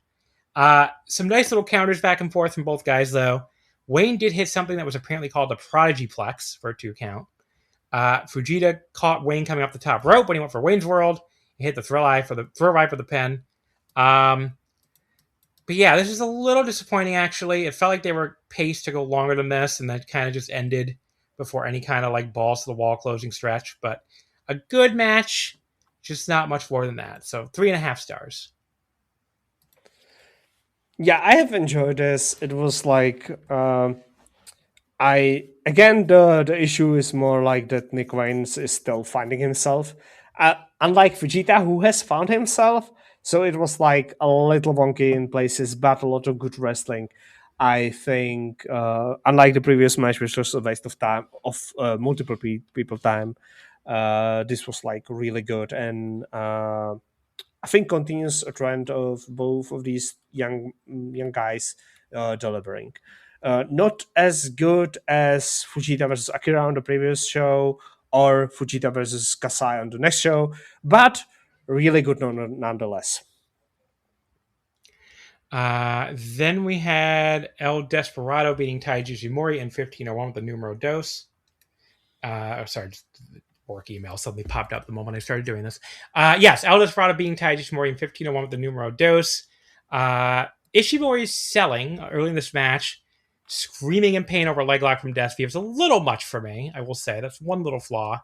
But later on, the selling would be more in line with the amount of damage, I thought. There was like early on, I loved the match. Like I did think when he rammed Desperado in the exposed turnbuckles over and over, it was kind of boring. But Despy finally reversed it and like sent him in instead and hit a nice little spear before stopping to sell his own shoulder, which makes sense. He got the numero dos on Ishimori, and now his scream selling was a lot more appropriate. And I also thought Ishimori just did a really good job selling like he was about to submit as he crawled to the ropes to break without being in it for too long, that it looked stupid either, which is always a delicate balance with like a submission finisher. And the match just really, really picked up from there. I liked the story they were both telling of both sacrificing their own body part, Ishimori's knee and Despy's shoulder to do damage to their opponent. And again, just did like top-notch selling of each, which of course is what's really making it. Ishimori got La Mystica into the bone lock. Again, Despy was just screaming in pain there, especially after Ishimori rolled him back in the middle. He tried to roll him back a second time when Despy almost made the ropes again, but Despy rolled through that roll. He used his own momentum against him, and he tried to transition back into numero dos, but Ishimori was able to basically stand him right out of that into a Canadian Destroyer. That was an awesome fucking sequence. Just everything looked really, really natural. All those transitions, all those counters. Just great, great sequence. Despy countered the Bloody Cross by landing on his feet, immediately hit the grounded Dragon Whip, which I thought that looked really good too. Then went right back to numero dos, and Ishimori had to tap. So again, the early part I wasn't that into, but I thought they really made up for it after that. Really great match. Told a great story. Paid it off in the end. So 4 stars. I thought this was quite, quite great. And the show desperately needed a match this great because I didn't think there was that much. Really only 2 matches on the show that I think are, that worth watching, which would be this and Akira and Robbie. But this at least made it not feel like I think the show would have felt like more of a downer if not for this match. Oh yeah. So okay. I think as I said, the shows are structured that like there's something for everyone, and like the main events are supposed to be the like big big great things that happen on the show that make the show like feel really good, which I think this match managed to do, because I think these two have wrestled so many times before that they don't actually need to do like really that much risky stuff, and because they know each other like inside out, and they've countered each other's moves throughout the years, and they've met in title matches and the best of Super Juniors so many times in like and in multi-man tags over and over again. I don't think they've ever like were teaming to. Have they ever teamed together? Despy and Ishimori? I don't think they ever teamed. I don't think they've together. ever teamed together. Yeah. No. So that because they were never because they've never been in the same unit. Yeah, same unit. Yeah. So basically, they always were against each other, because when one was heel, the other was heel. When one was face, the other was heel. When they were both faces, like they have like traded against each other. So like they have established such a great rapport that anything they do.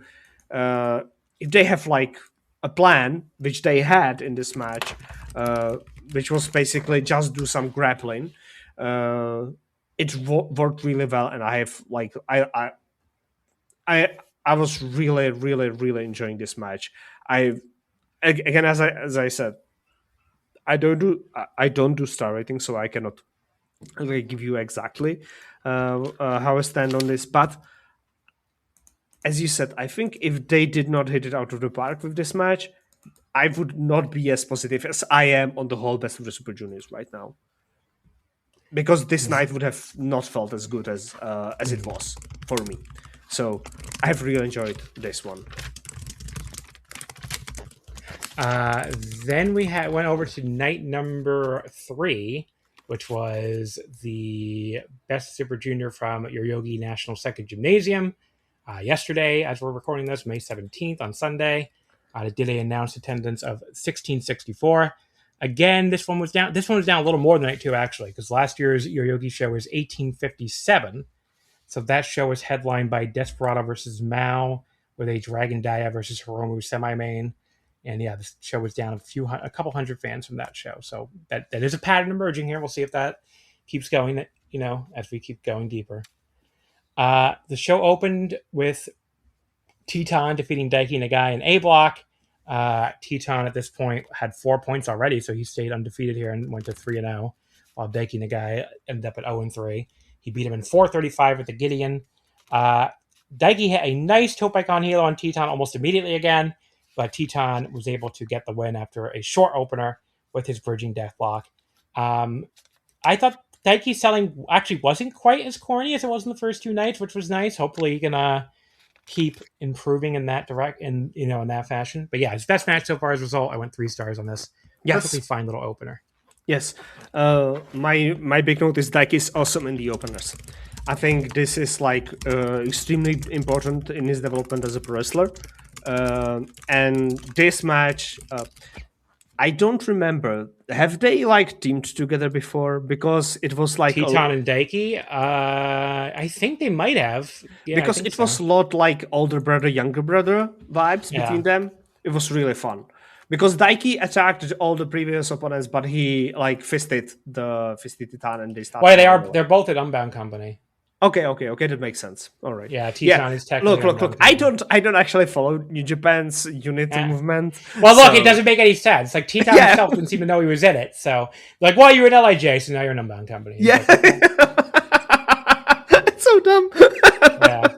Even though it had nothing to do with the unit formation or anything. Yeah, okay. He's like, yeah, you're in this unit too, buddy. The LIJ card, your membership card transfers over automatically. Yeah. So that's so stupid. Match number 2 was Yoshinobu Kanemaru defeating Jacob Austin Young in 250 with the head scissors. Gets his first 2 points, while JAY is still winless. So Kanemaru jumped Jay for the bell. Jay really had no excuse for not seeing that coming, given he's also a heel himself now.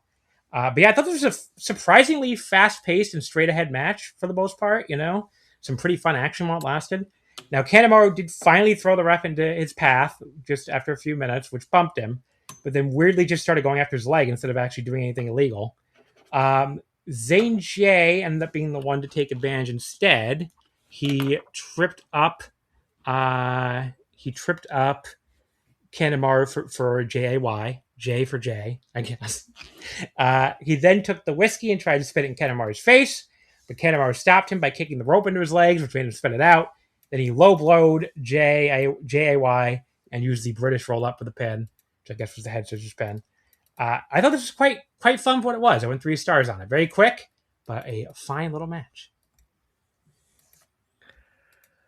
What'd you think? Yeah, it was basically Jay was out-cheated by Kanemaru because that's the heel master. That was like the basis of this match. The idea behind this match was fully about rather out-cheating the other heel, which is like fine in this sense. And it was not full-on House of Torture shenanigans. It was more like Suzuki Gun Kanemaru. So I have actually... This was the first Kanemaru match that I have liked. What was the match Kanemaru had on the second night? The second night was... I already closed the window, so... Let me see. Sorry. Second night he faced somebody. Who did he face? No, he didn't face anybody in the second night. Yeah, okay. Yeah, I was confused. Yeah. So he faced Show on night 1, which I enjoyed. Yeah, I hated that. So I have enjoyed this match much more. So good for Kanemaru, like being still good pro wrestler. Match number 3. Unfortunately, this was Taguchi beating Valiente Jr. by referee stoppage in 49 seconds. Valiente... I thought this started with some good understated comedy where Taguchi was just continually doing these front rolls in front of him before Valiente finally stopped him. That was funny. But then, unfortunately, Valiente injured himself almost immediately doing a handspring off the ropes. He hurt his knee. Match had to be stopped. He didn't look like he could stand on it at all, so I don't know what this means for the rest of the tournament. They have not yet... they have not yet, announced anything. I did check the New Japan site again right before we started recording, and there's still nothing up there about his matches or anything. He's scheduled to wrestle Teton on the next show. The next show is not until Wednesday the 20th, and it's still Monday the 18th as we're recording this. So it's like Tuesday at 5 a.m. over there right now. So I think they'll probably announce something soon if he's going to be out, and I assume he probably will be out, but they haven't announced anything yet. But yeah, just no rating for this, obviously. Very awkward way for Taguchi to tie Liger for the most Best of Super Junior wins ever.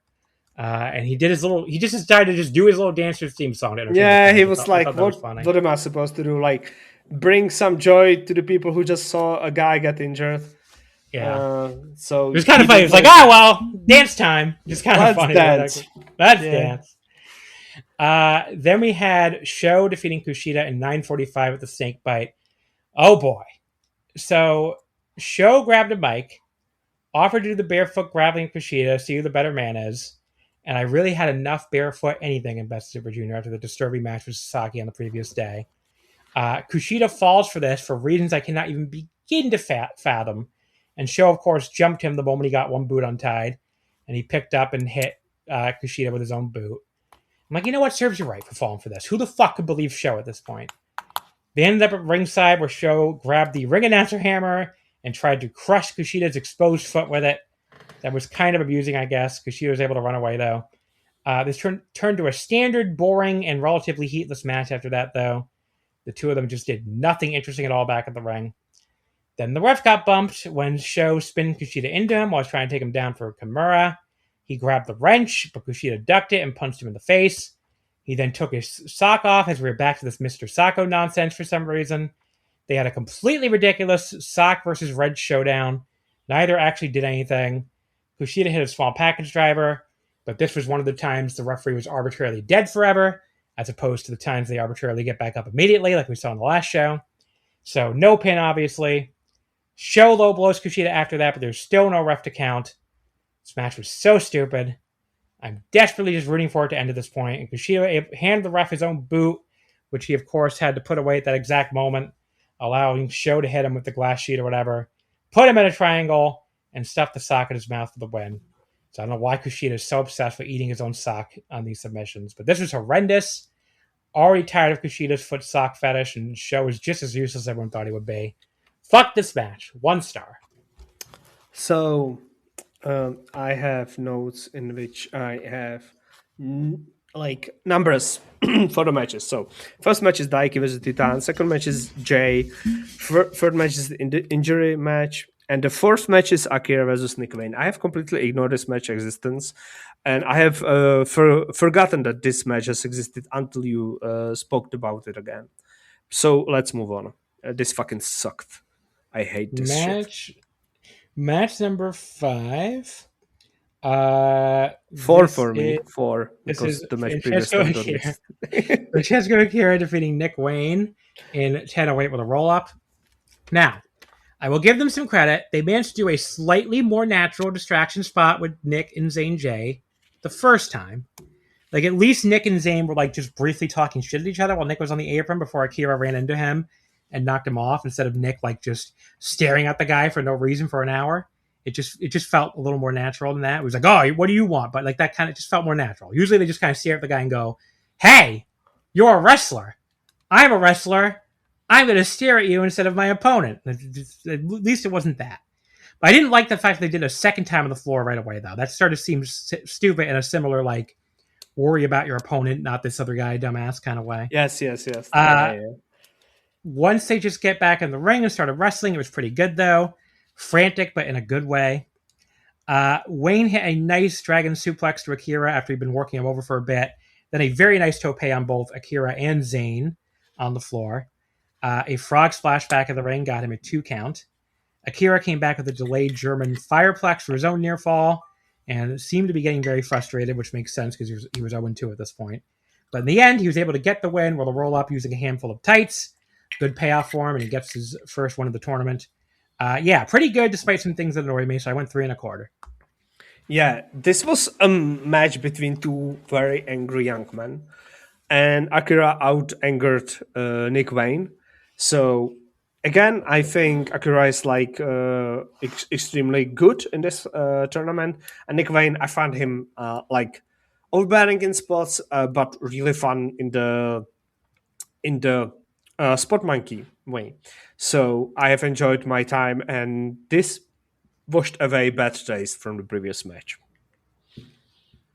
Then we had the next match, which was Daisuke Sasaki defeating Hyo in 9:34 the crossface. Oh my god. So it was DDT versus Dragon Gate in the New Japan ring. That's kind of cool. You didn't like this? I saw some other people really hated this match. I thought it was pretty good. I don't know. So my notes are Hyo is bad at serious because it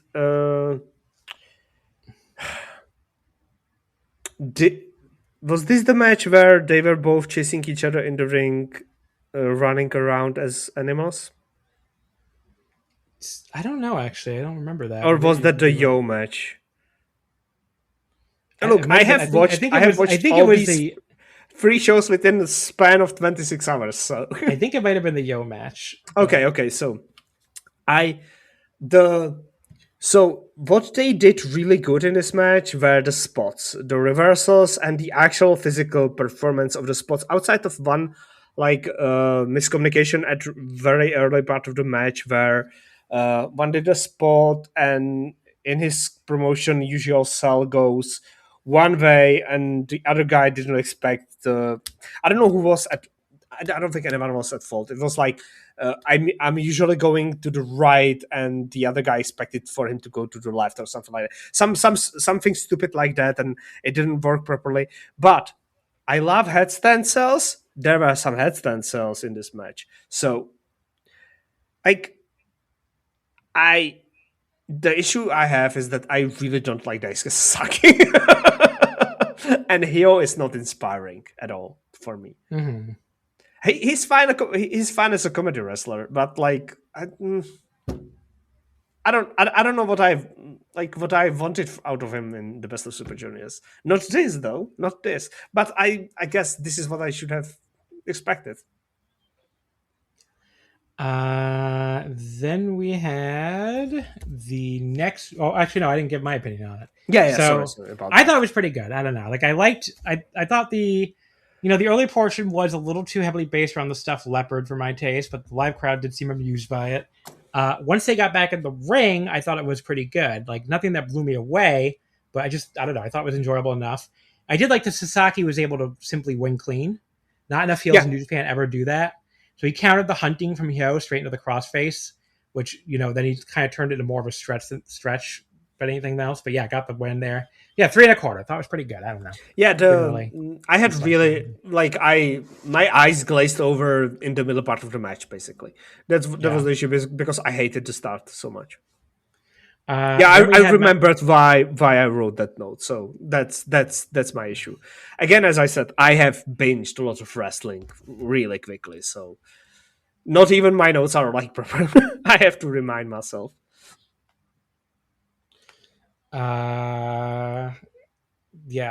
Then we had Master Wato beating Robbie X in 9-10 with the Rise Nentimente.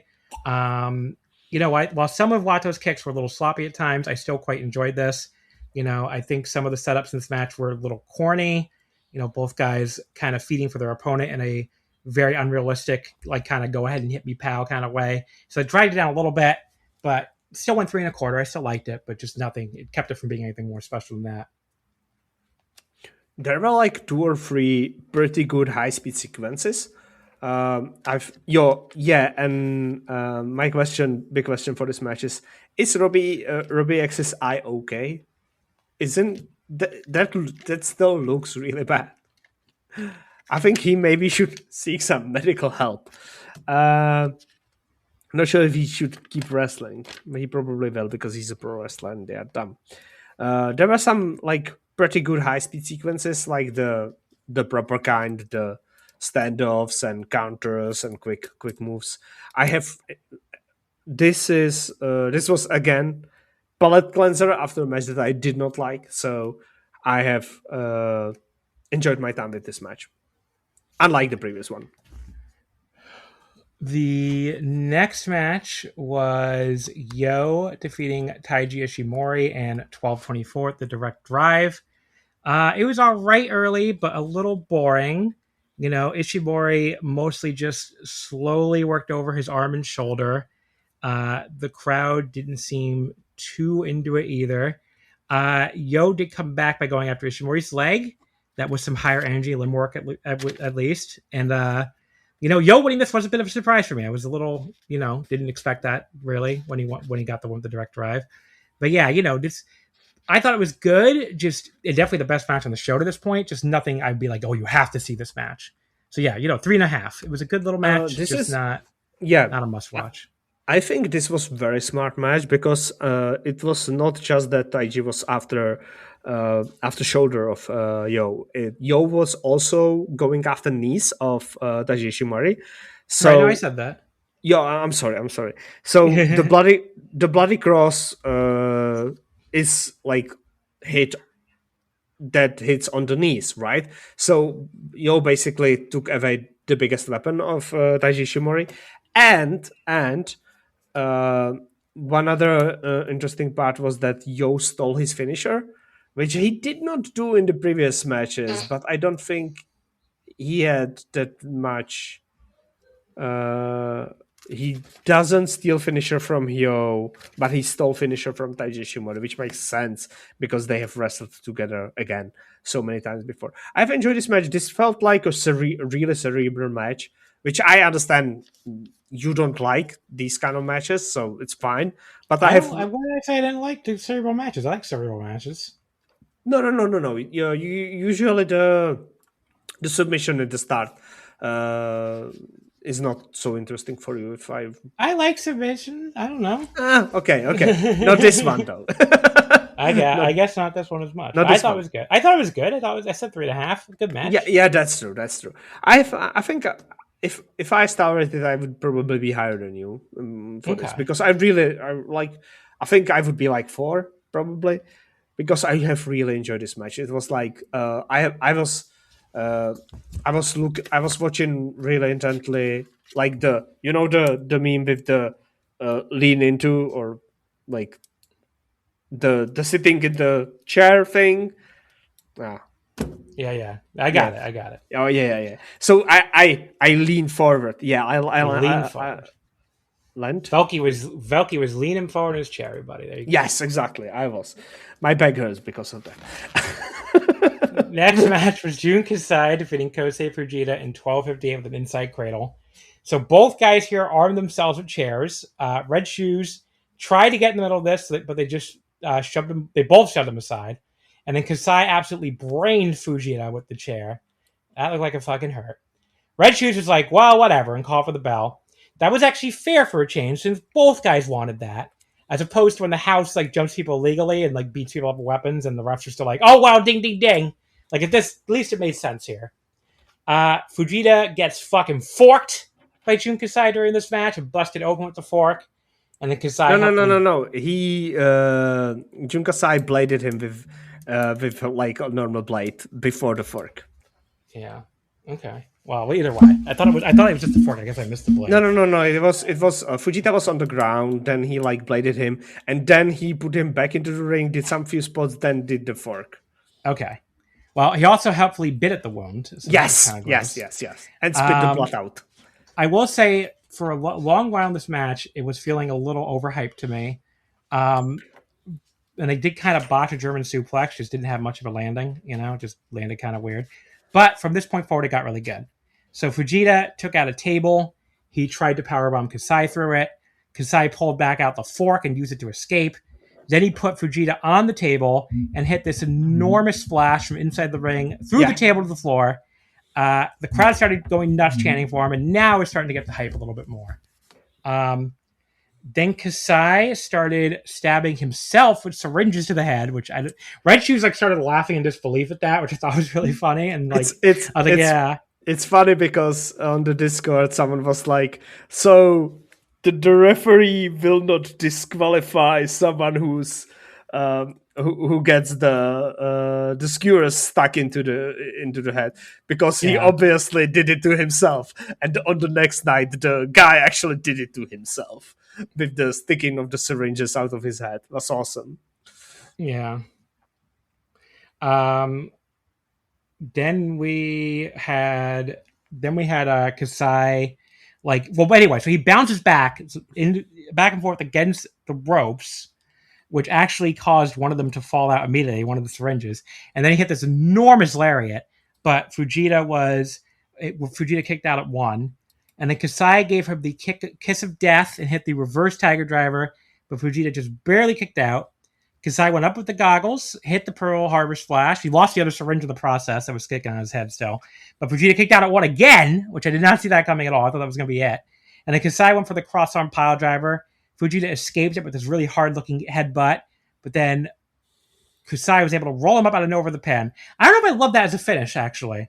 I usually really like flash pin finishes, but here it felt kind of random and just I don't know, just didn't feel like what the match was building to. But the crowd was thrilled anyway, and they were chanting for him huge. But yeah, I've seen this pitch as the match of the year contender. That I don't agree with at all. No. I thought it was just a nothing match it was a nothing match for a bit too much of the runtime. But It did rock. It did rock though. Overall, I went 4 stars on it. It's still a great match, but just it's a really fun match. It's nowhere near match of the year contender. No way. Yeah, I agree. I loved it as well. It was really fun to watch, but I would never even consider it anywhere in my I don't know, top 25, maybe between 25 and 100 or something like that. But not close to top 25, not at all. The main event was Robbie Eagles defeating El Desperado in 1750 with the Hyperion. That gave him his first win of the tournament. He was winless at this point. So, this was a slow-paced technical match, as you probably expect. Your mileage may vary in how much that interests you. I was into it. I liked it. They eventually did do some faster stuff. Eagles hit a very nice tope to the floor while still limping around, selling his leg from the damage Despy had done before that. The exchange of super hard chops on the top rope they did was cool. It led to a big superplex from Despy. Eagles later on just did a really good job selling the leg well. He just failed to climb the ropes at one point. Yeah, that was awesome. Yeah. Despy had a great grounded dragon screw followed by this huge spear. Then he went for the Pinche Loco. When he couldn't quite get him up, he just kind of pulled him down straight into numero dos. I thought that was a good transition. Eagles, though, climbed up him and seemed to be trying for Canadian Destroyer, like we saw Ishimori counter it with, but this time Despy blocked it. Eagles managed to kick him in the leg to stop him from doing anything else, though, and he got the pin with the Hyperion, which is his running kick. I don't know if I loved that as a finish when his leg was just destroyed, but I don't know. I went 3 3/4, just didn't quite get to a 4 for me. Like I said, the psychology of the winning with a giant running kick when your leg was destroyed was a little weird to me. But other than that, very good match. Yeah, I can see the issue with the leg, but I was so hyped throughout the closing stretch that I didn't mind it. I absolutely adored the fucking the DDT that Robbie did to Despy after the Asahi DDT, or the one where he does the reverse DDT, but he's on top of him. It's so weird. I cannot really describe it, but it ruled. And then the DDT again, headstand cell. Love the headstand cells. More headstand cells in wrestling is good for me. So I love this match. I think this was better than the semi-main event for sure for me, because this felt. I don't know. I just really love Robbie Eagles. I guess I love Robbie Eagles much more than I like Jun Kasai or Fujita right now. So I was really happy about my guy winning against my other guy, Desperado. So this was basically a match for me, booked for me exactly. So I was really happy with this. I was really happy basically from Robbie X onwards. So 1, 2, 3, 4 good matches. For me, the third night was the best because the closing set of matches was really, really fucking good. Even though the stuff before that was atrocious, plus the injuries. So far, I am really loving Best of the Super Juniors, and I'm really looking forward to talking about the finals and the tournament in general in 3 weeks or whatever when we meet again. Yeah, when we meet again. Sounds like we're lovers or something. We meet again. No, I don't know. Or meeting again to fight. I don't know. Yeah. Meet again. You could So go do either you want way, to really. continue, or will we put everything else tomorrow? Let's do All Japan, then we'll continue. All Japan, okay. We can stop at that. But first, let me give the A block and B block standings. So coming out of night 3, Teton and Ryusuke Taguchi are tied at the top of A block, both 3-0 for 6 points. Everybody expected Taguchi to be here, of course.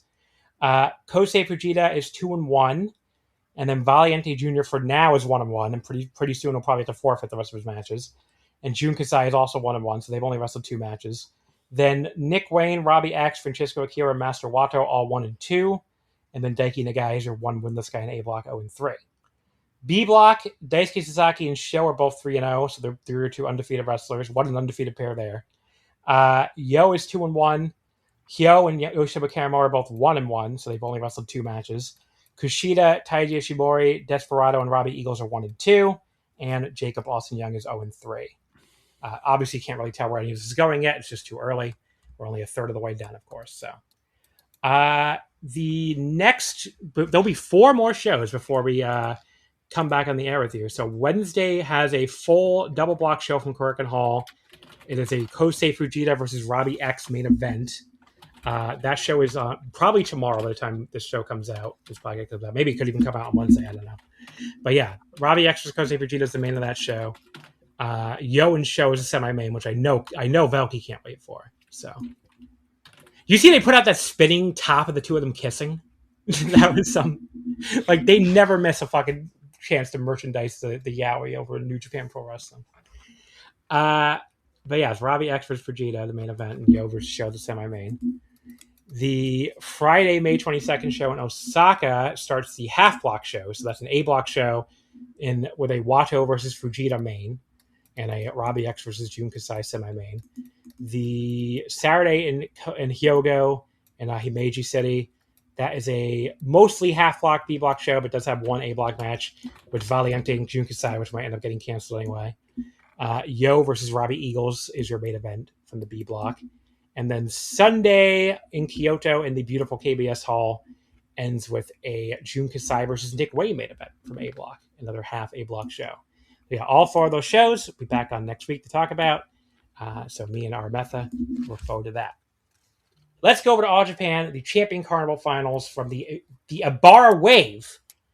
Arena Ota. No one better. If you Yeah, call no, Ota I will Gem, continue to dead name the venue. if you dead name that building, Velkej, who are you to dead name Otis City General Gymnasium? That's not a very nice. I will continue to dead name the fucking building because that's my right. Ota Ward Gym. All right, that's not right. Freaking Elon Musk over here, dead naming Bar Wave Arena. What are you doing, buddy? But yes, this show was from this past Sunday, May 17th, the Champion Carnival Finals. Did a big crowd, 3,055, way, way, way up from last year's finals, which were just 2,280. I wonder if that is the beginning of the Yuma Anzai Bachelorette runner-up effect. Because he got all the way to the finals. It is. And you could see a lot of young women in the crowd. So, I mean, I do think that might have had something. Yes, and it is. Yuma talked about it, too. He's like, if those of you here watching All Japan for the... for the first time, then then that's definitely a what's it called? I hope you liked it. I hope you'll continue watching that kind of thing. So we'll see where it goes. Yeah. Someone looked at the numbers, and this is the best number in the venue since 2006. Wow. Yes, 20 years. It's crazy. Like so people understand how good this number actually fucking is. And All Japan does not exaggerate numbers; they do not lie up. So, and the venue looked like 3,000 full. So I believe them, and I think they deserve this number. And Yuma Anzai should be fucking proud of himself because he got far in the Bachelorette. And if he got them at least 300 long-term fans in the that will attend Ottawa Gym, that's 10%. That's 10% increase of audience. Now, it's really good because if you look at it too, I kept a ranking of the Ottawa Gym shows last year. And if you put this number down in 2025, would have finished second for the entire year for any promotion, only behind the New Japan 53rd anniversary show that did 33-35 with the it's Tanahashi made. So people understand. Number. This is really, really, really good number. This is because 2280 was the best number. Was the best number All Japan did all year in Ottawa Gym. Yep. So it's not like that was a bad number already because they did 2098 for their other March show. They did what was the other one they did? They did was that the only two they did? Oh no, they did August. They did 2020. So yeah, just kind of around the same numbers. I know they ran it earlier this year. What did they do earlier this year? Just checking right now. Ottawa is for pretty important for All Japan because they run relatively often. So as I said, if he got them, so February 23rd show they did 2237 for the February 23rd show this year. So pretty much the same thing as they did last year for the Champion Carnival final. So they did. It was a big number.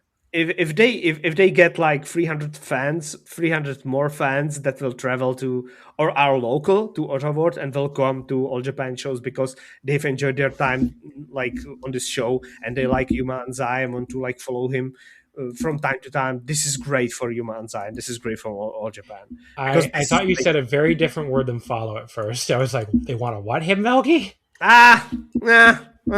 Probably as well. Wow. Look, he's a very handsome young man. He is a very, very, and very attractive he is cutting really nice figure in the suit during the wedding photo shoot. I think that's sold some tickets. Yes, I mean, I will proudly be horny for Yuna Amzai because that is a very attractive man. The opener, Go Shiozaki defeating Madoka Kikuta in the first of two Champion Carnival semifinals in 1818 with the powerful lariat. The start of this was a bit more slow paced than I was expecting. Usually these semis don't go very long since someone has to wrestle again, but this one did go pretty damn long as 1818. And it was just paced a lot slower than I thought it would be. That was kind of the point of the match, yes. Yeah, Kikuta just very slowly stepping on Go back in the ring. I was kind of like, okay, can this pick up, please? No. But Kikuta started chopping the fuck out of Go at one point.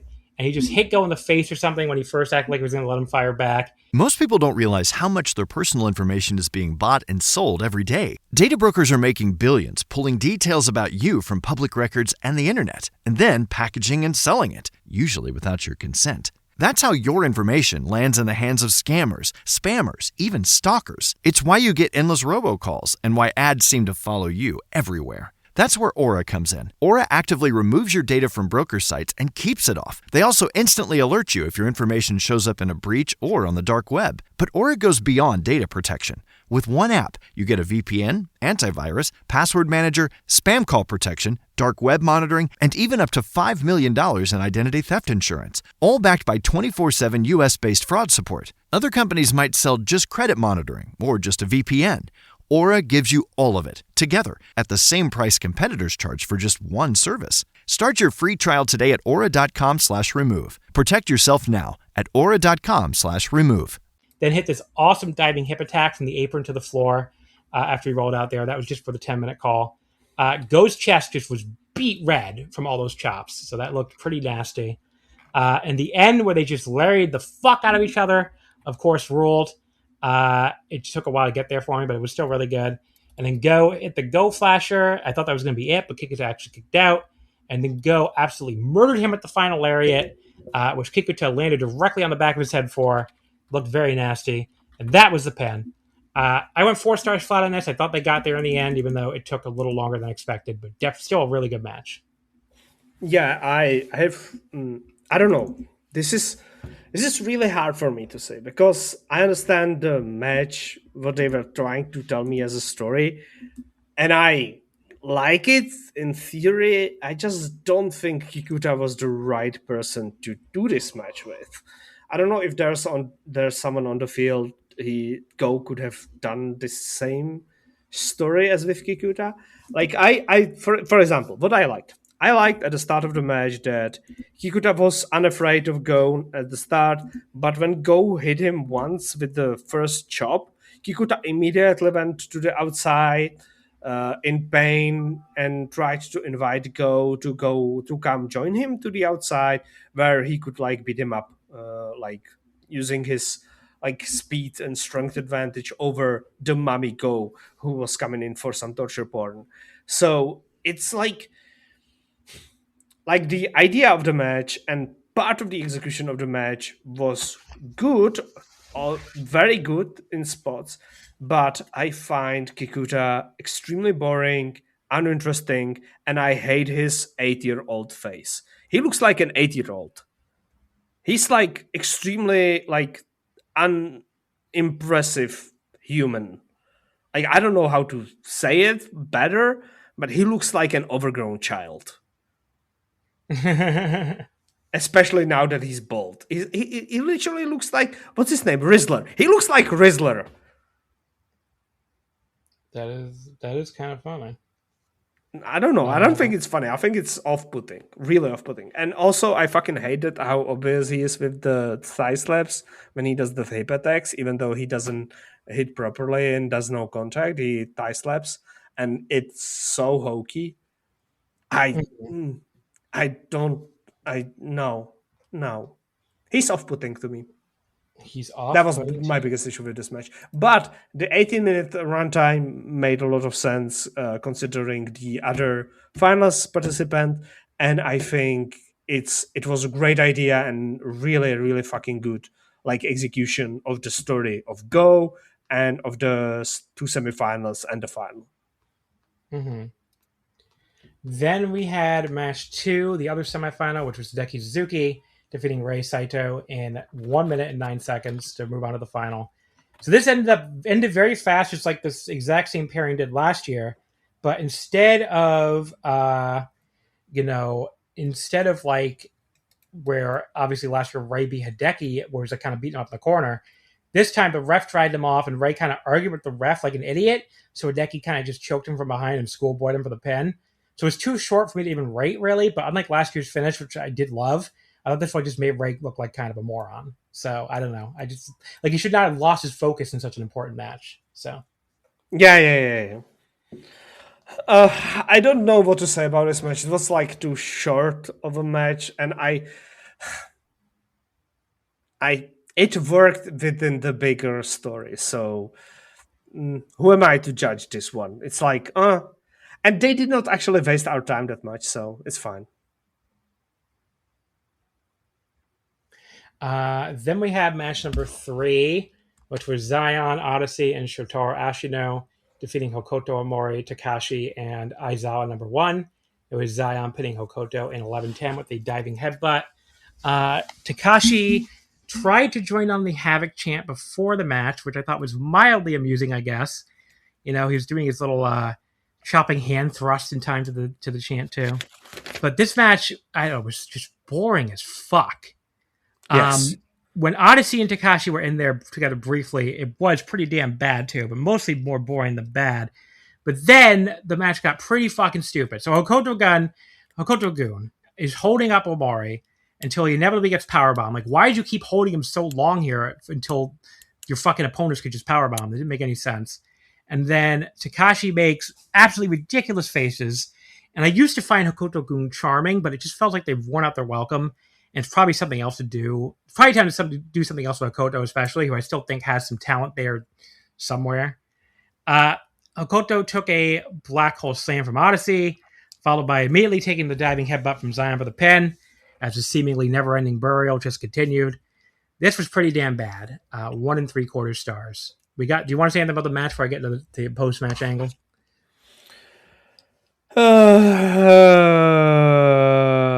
Crowd was laughing at it. I will never understand obviously the match worked for the crowd in the venue. It did not work for me, and I don't think there were any spots that made me even chuckle. So there's that.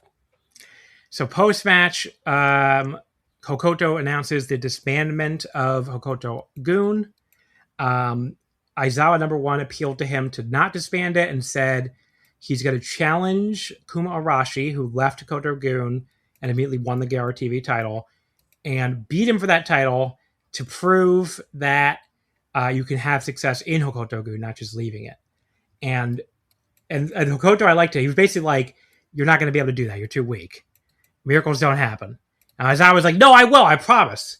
And Hokuto was like, no, you won't. So there you go. I guess the fate of Hokuto-gun rests on if Aizawa number 1 could beat Kuma Arashi for the Gaora TV title. So I don't like his chances, and I think Hokuto-gun's going to break up. But we'll see, I guess. Match 4. Yuma Aoyagi beat Yasutaka Yano in 12:40-24 at the Fool. I did not watch this. I'm like not watching anything with Yano. So I don't know if you watched it, but I just have no interest in watching it. I've watched it. There was an older man who was chanting for him big at the start of the match. Probably his father or something like that. It was extremely boring. There was a body press through the arm that did not make any sense. Aoyagi sold too much for ITBT Junior.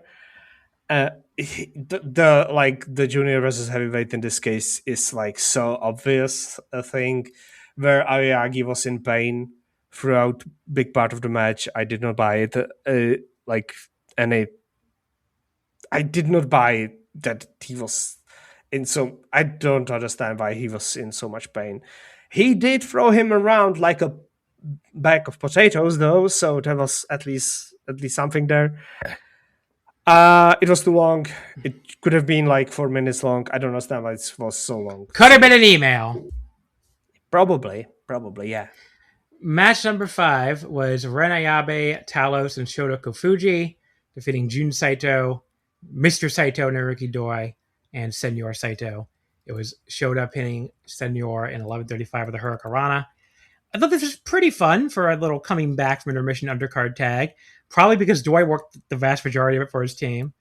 Kofuji pinning Senor was a big shocker too, so unexpected finish always helps one of these things. So yeah, 3 1/4. I enjoyed it.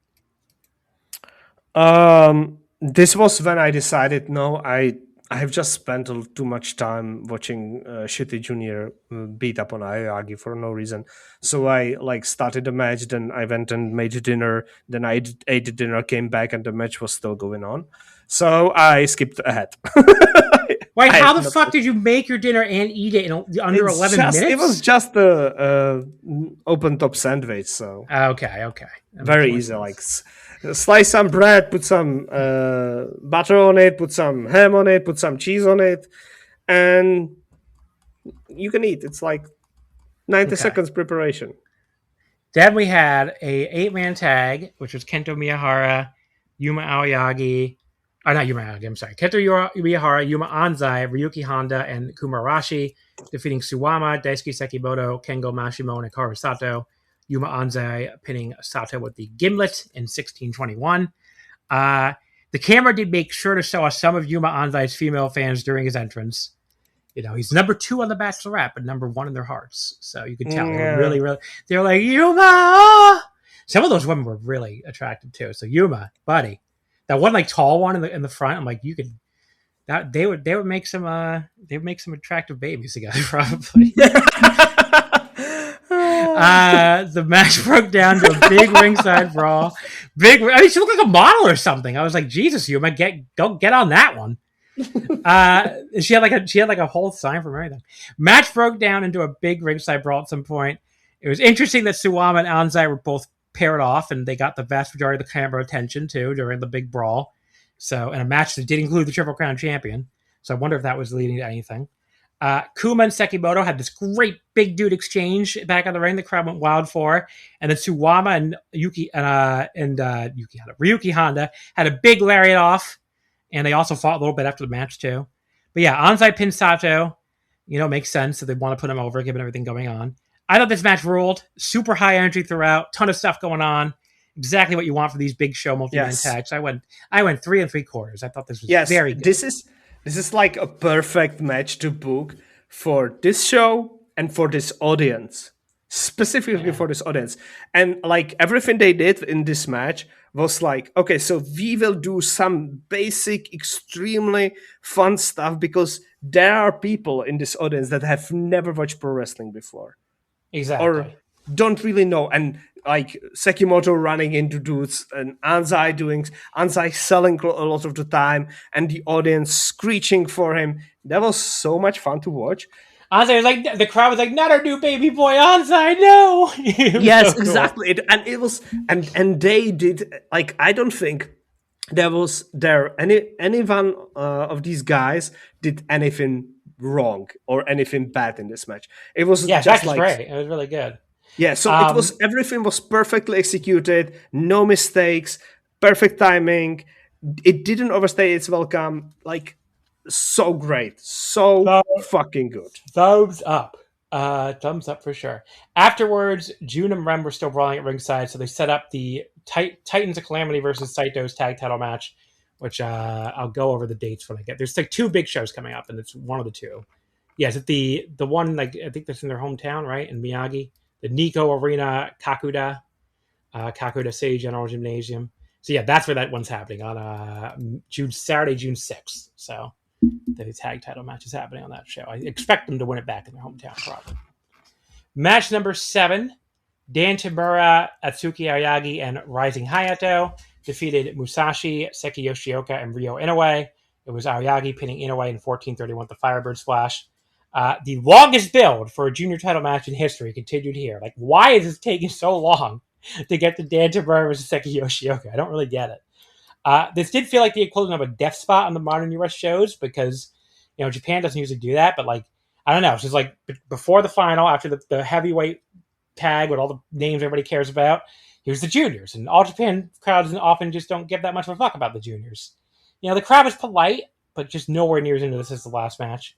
But yeah, match was still pretty good, just despite the crowd not being that into it. But 3 1/4. I thought I enjoyed it, but yeah, just not a ton here really to sink your teeth into. My note is only itty bitty junior action. Main event. I don't understand why this match was not put on this card in this place or anything. Yeah, it is weird. Main event was Hideki Suzuki defeating Go Shiozaki in 24-15 with a double arm suplex to win the 2026 Champion Carnival. So I don't know. This match, again, a lot of people seem really high on this one. I thought this was it was so slow for so long again. And a lot of laying around. I get the story with Go with the injured ribs. I don't need anyone to story explain me. But it really felt like nothing in this match really happened until the 20-minute call. So just too long for me. Just too long with not a lot going on. It makes sense that Hideki targeted Go's taped up ribs, but the last 4 minutes were great. I mean, Go started chopping the shit out of Hideki in the corner. Hideki suplexed him. Go hit this decent short range lariat, although even then I thought Hideki ducking the first one looked weirdly awkward and slow. Go hit the go flasher, and it was a really brutal one. Looked like it dropped Hideki right on his head, but he couldn't follow up because he was selling the ribs, which made sense. The near falls and stuff after that were really good. Hideki nearly beat him with a double arm suplex. Go just barely kicked out. He ducked a lariat and hit another one. I thought he had it, but Go somehow, another double arm suplex, but Go somehow kicked out at the last possible moment. Go hit a lariat for a 2 count. Hideki countered another lariat with a punch to the gut. That looked cool. Obviously made sense. He kicked him a few times and hit yet another double arm suplex before floating over for the pin. I was like 3 1/4. I just thought it was too slow and too boring for too long for me to go really high. It just didn't hit with me the way it did for some people. I mean, I got the story and the show long story and everything, but just, it was like 4 minutes out of a 24-minute match. I just couldn't go higher than like 3 1/4. So. Yeah, understandable. I think I've liked it more than you, and it's not like that. It's, I don't know. I think the way that Go so easily bleeds from his nose. I don't know if it's allergies or what, but he bled like in both of these matches, randomly on like random moves that. In the first match, from the move that he himself actually hit, not that he was hit by. So it's like it. This is a lot of like. This match was extremely visual, with I called it the previous match a torture porn, but this was an actual torture porn because like Hideki was really like focused on the ribs and. Which were taped before even the show started, so like he knew what he was going to do. It was really concentrated game plan, and everything he did throughout the whole match was all about that. He basically, whenever they started, even in the start, Go hit very early in the match, hit a lariat, and Hideki sold it like he was like almost dead. And if Go was able to go for the pin immediately, he would have lost the match, which like is an interesting way to do it. And then he was like really careful to not get hit by a lariat like as easily again, and that was like really good. He was cowardly. Blocking Go from like doing enough chops, even in the one sequence in the corner where he was like blocking the chop after chop after chop after chop, so taking away Go's strongest weapons. There was like this absolutely atrocious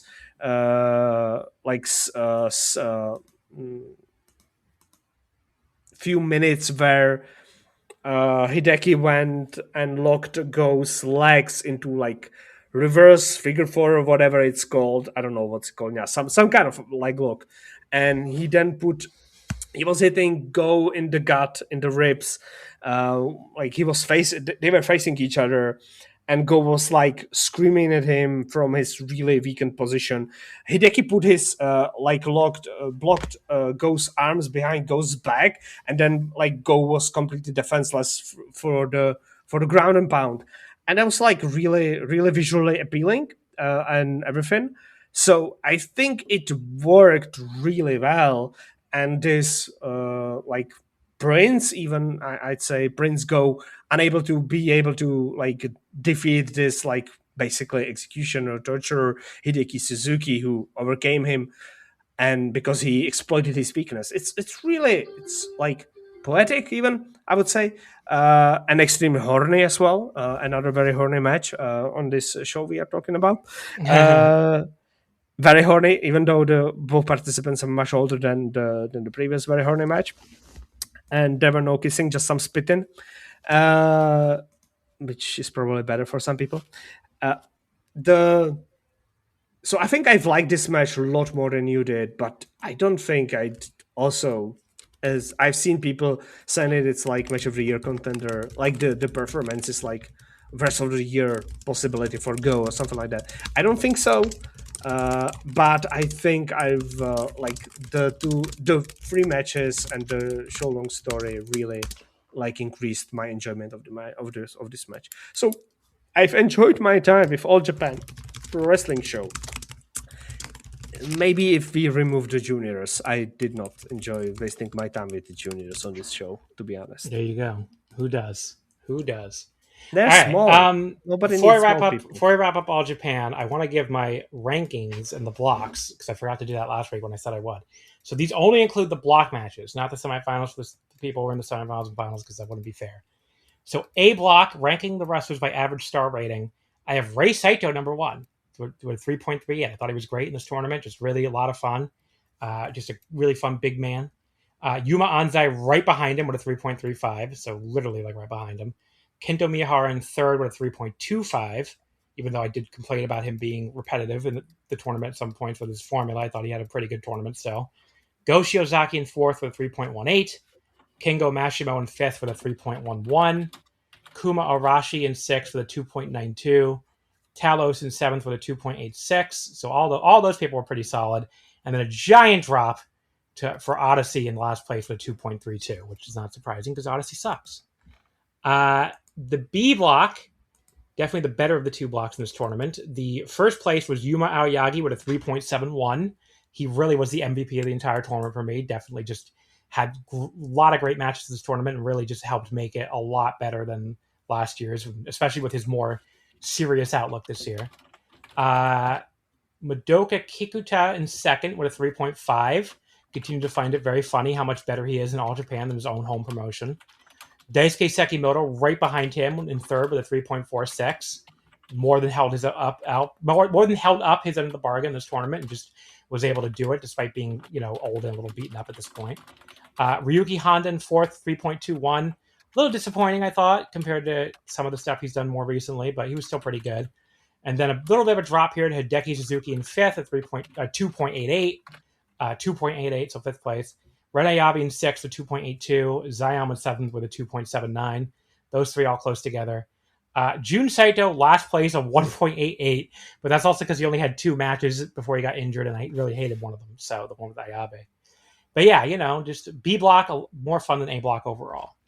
But yeah, just a much, much, much better Champion Carnival than last year. I really can't stress how much better it was than last year, because last year's Champion Carnival fucking sucked, and this year's was pretty damn good. So hopefully All Japan can build off of it. I just enjoyed this year's tournament so much more than last year's. The upcoming shows for All Japan will be a little bit before we talk about them again, because I don't think I'm going to cover the May 29th Shinkiba show. There's really nothing much on that show besides the main event looks like it's going to be a singles match with Yasutaka Yano and Ryuki Honda, which I definitely not going to watch that. Although they haven't announced the card already yet, so it could be something else. But yeah. It's more of a hype show, though. There's a Kento and Saito brothers against Hideki Suzuki, Red Ayabe, and Talos match. That could be interesting. But yeah, we're going to talk about that one. The next show we'll probably try to talk about will be the Saturday 6/6 Miyagi show, because that one has the Gaora TV title, Kumarashi versus Aizawa number 1 match with the fate of Hokuto-gun on the line. And you have Ren Ayabe and Talos defending the World Tag titles against Jun and Rei Saito. You have a Triple Crown and Junior title hype match with Kento Miyahara, Ryuki Honda, and Seiko Tachibana against Hideki Suzuki, Dan Tamura, and Hikaru Sato. Kind of cool tag match here. Yuma Aoyagi and Asuki Aoyagi against Yuma Anzai and Shota Kofuji. Go Shiozaki said he wants to fight. Did we mention he's leaving Havoc? I can't remember. He's leaving Havoc. So he's fighting. He wants to fight them, basically. So now he's gonna team up with Daisuke Sekimoto to face Zion and Shotaro Ashino here. So yeah, some cool stuff on this show. Unfortunately, another Yano singles match I'm going to skip against Koto Omori. But anyway, that is their June 6th show. And then on June 18th, which is the show I will be at for Korakuen Hall next month, that has the junior title match finally. Seigo Tachibana against Dan Tamura. Atsuki Aoyagi and Rising Hayato will finally get their junior tag title shot. They'll face the winners of Genki and Kanda against Ishin and Yoshiki Kato at the June 4th Korakuen show, which I'm guessing will be Ishin and Kato. The old people will lose the titles back to them just in time for them to go lose them in All Japan, which is kind of some funny politicking on their parts. But listen to the Open the Voice Gate with Jay from last week if you want to hear all about the what's going on over in Dragon Gate lately. Go Shiozaki and Yuma Anzai against Suwama and Yuma Aoyagi. That sounds fucking awesome. I'm really excited for that tag match. There's going to be an NWA World Title match. So that's going to be, they don't have a match yet, but it's going to be defended on this show. And yeah, Triple Crown title match, Kento Miyahara versus the Champion Carnival winner, Hideki Suzuki. So pretty fucking cool Korakuen card for All Japan there. I'm pretty excited I'm going to be in attendance for that one. Don't remember what exact seat I have. I think I got something in the oranges, but like towards the lower part of the oranges, I think. So yeah, excited for that All Japan Korakuen. Oranges are better than any other seats anyway, so. Yeah. It's a pretty cool card though, right? For a Korakuen. Yeah. Yeah, definitely a cool card. So I'm excited for that one. But yeah, there is your All Japan talk, everybody. All right. So for people listening at home, there's going to be just a slight delay, a pause here before we come right back because I need to go watch the Blue Jays hopefully not lose to the Yankees. So I guess I can tell people when I come back on the air tomorrow how it went. Yeah, I'm going to sleep because it's 40 minutes before midnight over here. Yeah, there you go. All right, so folks, we will be back in just a sec to talk Stardom, Marigold, and Noah. So give us 1 sec. All right, folks, we're back. No, the Blue Jays didn't fucking win. Don't want to talk about that. Fucking lost 7-6 yesterday. God fucking damn it, that fucking game.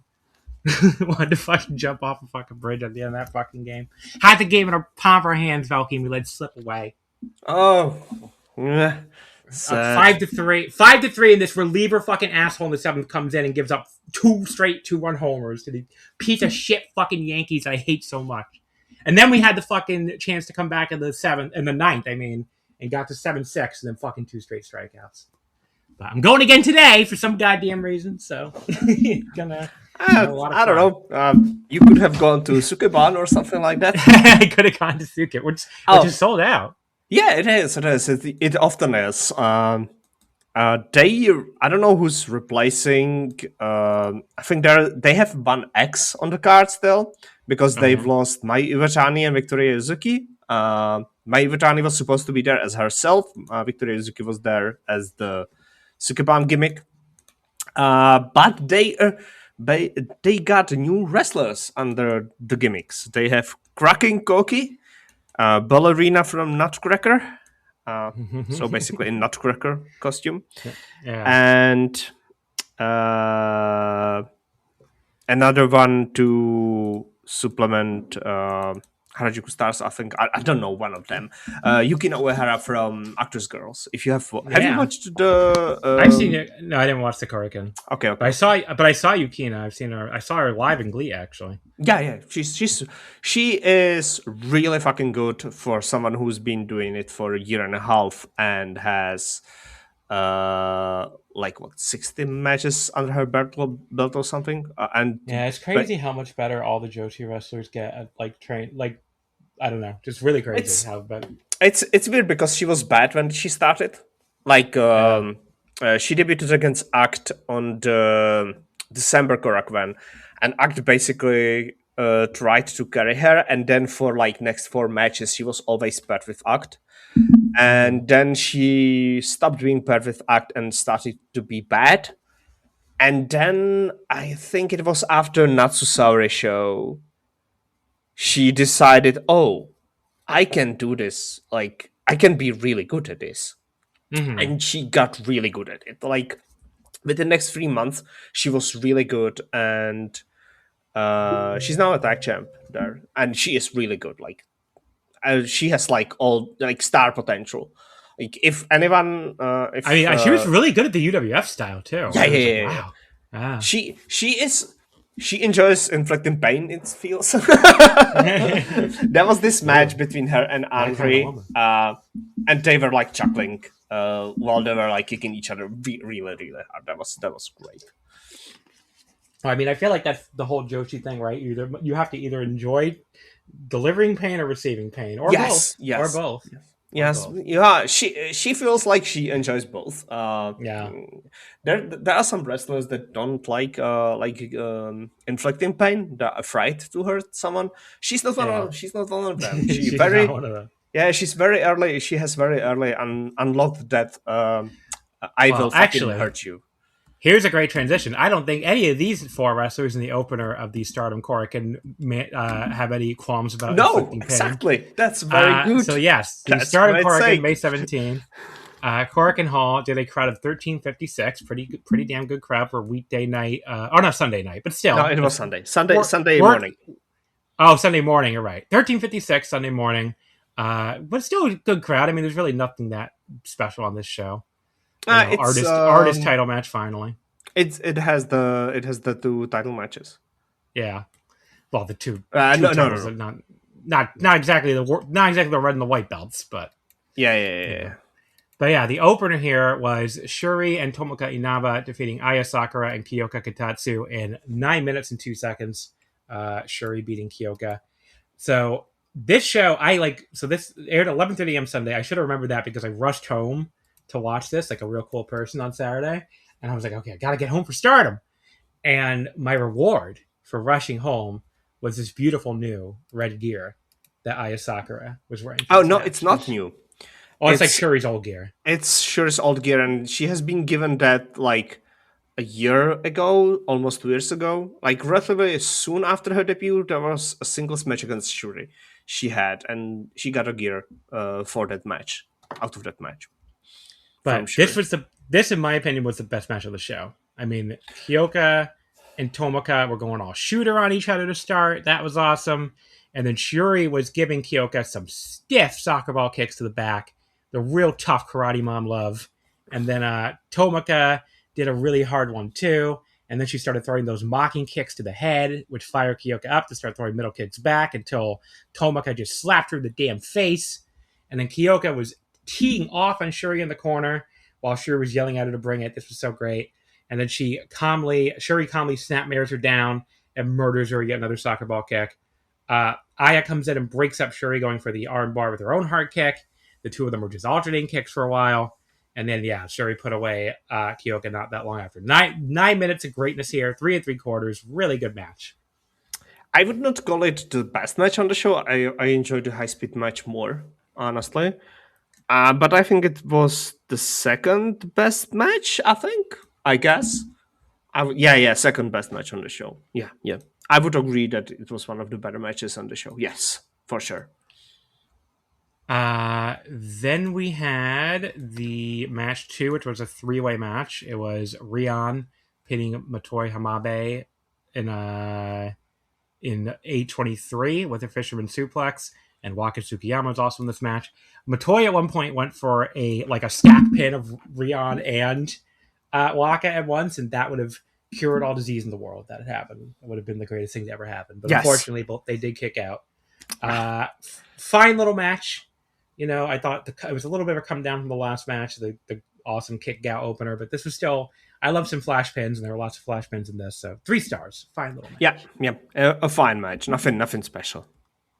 Basically, any basic 3-way you see on any other Stardom show ever. This has been tradition for last 8 years. The next match was an 8-woman tag, so it was the God's Eye trio of Ami Sourei, Hina, and Lady C teaming up with Emma Maishima as they defeated Suzu Suzuki and Akira Kuragane from Mi Vida Loca, and then Maika and Hanako from the former E-Nexus V. So Maika and Suzu, they were showing some signs of dissension before the match, although it was played for laughs more than anything, with neither agreeing who should start, and then God's Eye taking advantage with a pre-match attack. Maika later tagged out to her without incident, though. But they kept playing up the Maika Suzu stuff for laughs. There was the safe, spot. Classic. Yeah. Love the safe. The crowd was laughing pretty hard. Hina absolutely brutalized Akira's chest in this one with forearm shots. But Hanako saved her former foe and then just killed Hina with this big boot out of nowhere. Akira got a big opening on Hina a bit later with some help from Suzu. She actually got the half-hatch suplex on her, only for her fellow rookie Emma to make the save. And then Suzu Maika finally fully fell apart. I believe Suzu, was it Maika who just finally lariated Suzu, or was it the other way around? I can't remember. I think it was Suzu lariated Maika, right? I don't know. Because I remember Maika afterwards was basically saying, we're in this fucking 4-way match, which we're going to get to when we talk about it, at Queen's Dynasty this weekend, and we, 2 against 1 against 1 would be better than 1 against 1 against 1 against 1, but you're an idiot, so of course you can't see that. So I think it was Suzu that did it, but I don't know. that they brawled the back though either way, as that feud is going to continue forever, and that left Akira all alone. And of course, all the shooters made quick and Lady C, I guess, made quick work of her after that. This was quite good, even if I think pretty much everyone is sick of the endless Mibita Loga Enex's V feud at this point. But this feels like the echoes of that feud. Not yes, like I think this is the last bit because it's going into the 4-way at the Queen's Dynasty, because they are both members of the 4-way for the number 1 contendership for the red belt. So because it's Suzu, Maika, SLK, and Tora. So I think this is like last echoes of that feud. That feud is endless and will never end. This is like one of those things that it will be forever, unless they will maybe tag together like in 2 years or something like that and do a successful tag title run.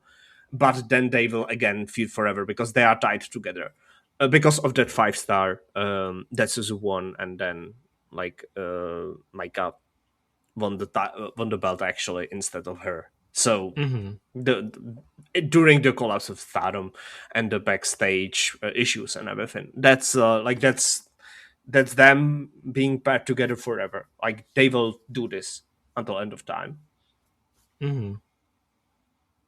I hate it though because I don't enjoy Suzu. So I would love Maika to be free of her.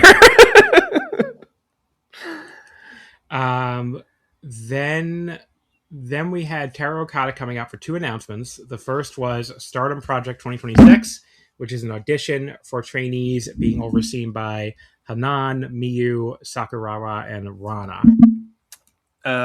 Yes, which is interesting because those are like younger generation, and you would not expect them to be overseeing rookies.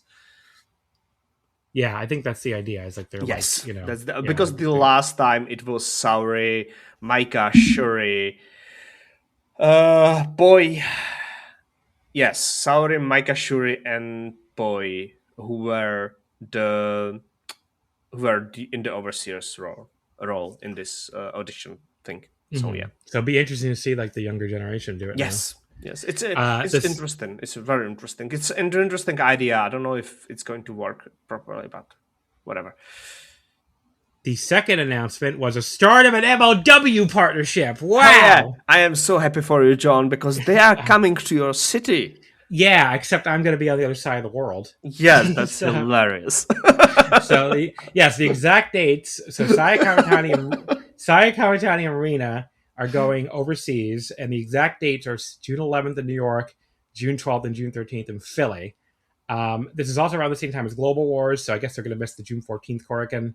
Yeah, that's fine. Korakuen has like 40 people on. That's fine. They might also miss the conversion, though, because apparently they have... Well, Rina at least is booked for CMLL, and maybe now Sai will also go there that weekend. I don't know. I think Saya Kamitani is too important to miss the conversion. I feel like she should be on. Like, I get it that she's no longer the champion, but if conversion is supposed to move along the story of the hate, I think she should be there. unless that's the part of the story that she's not there. Yeah. I don't know if I gave my star rating for the last match. It was 3.5, by the way. The 8-woman tag. Anyway,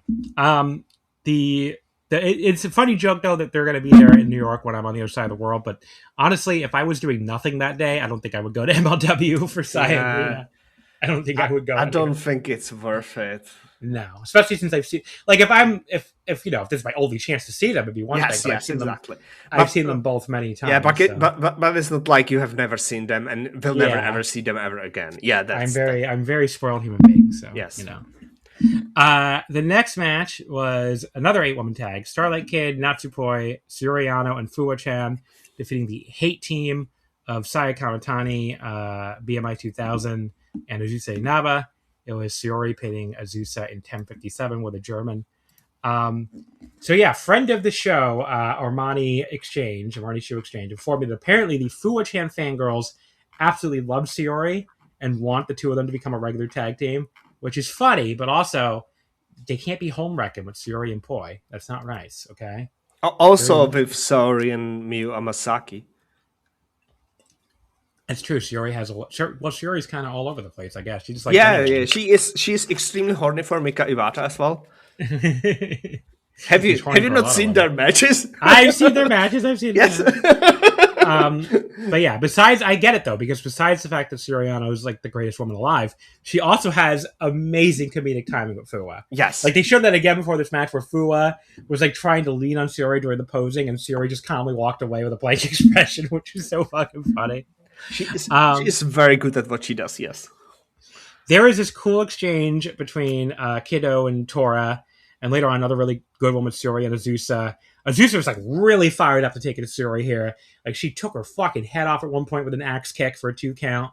She was calling her an old hag on Twitter and stuff afterwards too. I'm like, Jesus, this child is savage. She missed Sayane Goe though, got dropped by a German suplex. Then Fuwa runs in and hits a Shining Wizard on Azusa. Shiori gave her this great little grin and like pointed at her, and then pinned Azusa with a second German suplex hold. So yeah, another damn good undercard tag here, another 3.5 star match. Yeah, agree. I'm really looking forward to the foray because this Tora and Starlight Gate exchange is awesome. I expect Tora to win it because the previous Kurara versus Natsuko Tora pairing is like gold. I love them together and will fucking rule. So I want Natsuko Tora to win the contendership, and I think she can be beat. She's not like I think it would be waste to beat Suzu again so soon, so relatively soon. I think Maika should not challenge Kurara. And I think Starlight Kid should also not challenge Kurara, at least not yet, because that feels like too soon. So I think Natsuko Tora will be awesome in the four-way because she has done that in this match, and I am really looking forward to the pay-per-view. To be honest, this weekend. Well, we'll do a preview of that. Yeah, I know. But yeah, Fu was all happy afterwards. She gave Shiori a bunch of goofy thumbs ups, that was great. We got a tease of something with Shiori and Fua and Saya, as well as SOK and Tora. So that did lead into stuff that got announced for the Queen's Dynasty, which we'll get to. Then we had the high-speed title match, Yuna Mizumori beating Xena in 13 minutes and 4 seconds with the Tropicana to make her 4th defense. I thought this was pretty good. I seem to be lower on it than some people, though. I don't know. I didn't think they had a lot of chemistry or something. Like, I just thought they just kind of, they did the lariats and stuff, and that was cool. And Xena really killed her with a kneeling version at one point. I did think Yuna's dive to the outside was a little awkward, though. Just kind of looked like she fell on her. But yeah, she won with the Tropicana roll up. I was like 3.25 on this. I just didn't, I seem to be the low person on. A lot of people liked it more, and it didn't really work for me as a high speed title match, especially. It was not very high speed style. But I think that they did try several sections that were high speed. Some of them worked, some of them did not work. I much more enjoyed the Never style sections that they were doing, because I think they both are really good at those. Instead of the high-speed sections, especially because I don't think Xena is really built physically for the high-speed sections.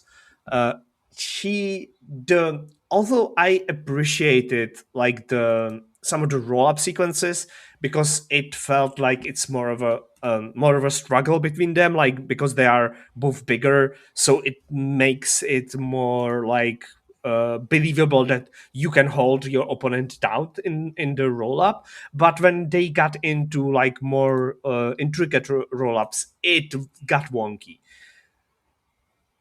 I don't know if I appreciate wonkiness in this style of match. I think the proper high speed has the resistance combined with the fluidness of the match, which was not present in this.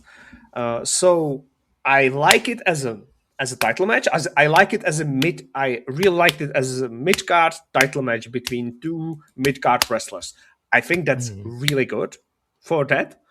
And I think that if they leaned more into the lariat and chop sections, it would be much, much better. So it's like really like up and down match, really inconsistent. Yeah, that's a good way to put it. Then we had the Artist of Stardom title match. Hallelujah! They remember this belt exists. Yes, it was the hate team of Konami, Rina, and Fukigen defeating the Stars team of Hanan, Saya and Momokogo. Konami got that whip back, brother or sister. Hell yeah! She beat Hanan in 20 minutes and 9 seconds with the final answer to make their fourth defense. But yeah, this was the first artist defense since all the way back on January 11th. I fucking hate that. Yeah, I hate that so much. Yeah, they beat the God's Eye team of Hina, Tomaka, and Lady C. It was a really good match. I was there for that. Yes, That was my last day in Japan. But yeah, they've had these belts in September. They totally forgot about them for months. And like, I know people be like, wow, most wrestling promotions forget about their 6-person titles. Yes, but most wrestling promotions don't have fucking 50-person rosters. Exactly. Like, it's like I hate when people make the excuse. It's particularly, look, it's unforgivable that AEW does it too, because they also have a gigantic roster and they also forget about their 6-person titles for a long, long time. Exactly. It's unforgivable when Stardom does it, because you have so many people on this roster and they run so many shows. It's ridiculous that you don't have these titles and use them as like a B show fucking main event title. Like they were using them that most of 2025. There was that great like Osaka defense, I remember. Yeah, it was. They had really fucking awesome at the start of the year. Yeah, like yeah. The Cosmic Angels versus Cosmic Angels match. I love that match. Yes, I think people who say that shit, that they like it's not important. This fucking set of titles is what built Stardom back up after Yoshiko and Act incident, because Freedom. Yeah, the artist titles were always important. Yes, Freedom, which is Three Daughters of Stardom, which is Kairi, EO, and Mai Iwatani, is called Freedom because they held these fucking belts. Because they were important. These belts were drawing belts. They were used as a drawing card on the tour stops. And they were fucking awesome. It's an awesome belt. It's a perfect belt for Stardom, for their house style, for their roster, for what they fucking do. And if I see another fucking Korakuen without either tag belt, future belt, or trios belt on the line, I will be pissed. Because that's what we got throughout the whole build-up to Yokohama Arena. Because everything was all about the big stuff, the big emotional stuff. But we did not have time for like doing some fun, random 6-woman title defenses. Because Konami was tied with Hanan, she needed to build it up. Rina was doing whatever. I think, and I always repeat this: the trios belt in Stardom are my favorite belts, because I mean they also explain like why the belts are important in this promo after the match, where they like, you know, it's I can't remember who it was. It was somebody on God's Eye who said something like, you know, yes, Hate lost all their other belts, you know, back at All-Star Grand Queendom, but it's so frustrating that they still have the artist, because the artist is the symbol of unit supremacy in Stardom. Yes, exactly. And I'm like, whoever that was, I really wish I wrote it down. It was somebody in God's Eye. It might have been Lady, honestly. I think it's Lady C, because she's a nerd and she has all of these things down. Yeah. And she does a great job with stuff like that. And, you know, especially if you follow her on Twitter, she's always like, she's kind of a Stardom nerd. It's true. But yeah, I mean, like that. I love the way she put it. If that was her, I mean, it might have been Hina, honestly, but I think it was Lady. Yeah, it's either her, if it's Hina, it's because she grew up there. She has seen all the title matches. Like she has grown up there. So yeah, they want these belts off of Hate, and that's going to be the story. It's like there's still these artist belts to get off of Hate. So that story's good, and I hope they really go with it now, and it sounds like they're going to. As for the match itself, it was really good action-packed stuff. I can see people who are sick of the Hate stuff getting annoyed that we got another screw job here when Fukigen pulled the ref out just as Hanan seemed to have the belt won. Didn't bother me that much, but you know, I could see it annoying people. But yeah, it's a classic. It's a still classic Hate stuff. I don't know if they are going to move away from it. going forward, or if something changes on convention, or just before 5-star, if like there's something going on differently or not. I don't expect it, because Stardom always had or like since no, Stardom basically since Kyoko Kimura came into the promotion, Stardom always had like interference faction. So Yeah. I expect them, like, that's 2013. So it's going 13 years. Like, she has always had interference stuff, maybe 2012 even. And it's like the core of the Joshi stuff. Like, if you watch Crush Gals, there's interference faction. Like, Monster Army is interference faction. Like, or however they were called. I don't remember. I fucking watched Black Bear from 70s, and they were doing chair bowling in 1970s. Like, that's what Joshi is, because in Joshi they were facing like native. Those were native rosters. There were no like evil invading foreigners to defeat, to chase away from the promotion and to beat. Like, those were all like women dressed in black, who were like pulling hair, who were pulling people out of the rings and throwing them into chairs, who were beating them up with sticks and stuff like that. That's like one of the core identities of Joshi wrestling. So it's not going away. It's stay, but I can even see like hate versus hate interfaction warfare during the summer, which would be a little change, because I think they would not like put the ref out or do that much, and they would also let babyfaces be babyfaces for a little while and not like overpower them, because I don't expect them to be overpowering in 2026 as they were in 2025. But yeah, so match itself I thought was good. Another 3.5-star match. Afterwards, Hate like just kind of posed the belts directly in their faces before then starting to beat them up again. That was funny. Yeah, Konami's music played and Konami was beating up on Hanan, which is always good time. And then after that, as they kept beating up Hanan more, I guess softening her up for the absent B. Priestley, then they concertoed her arm. And, Hanan, like you said, she's always she always sells this stuff really well.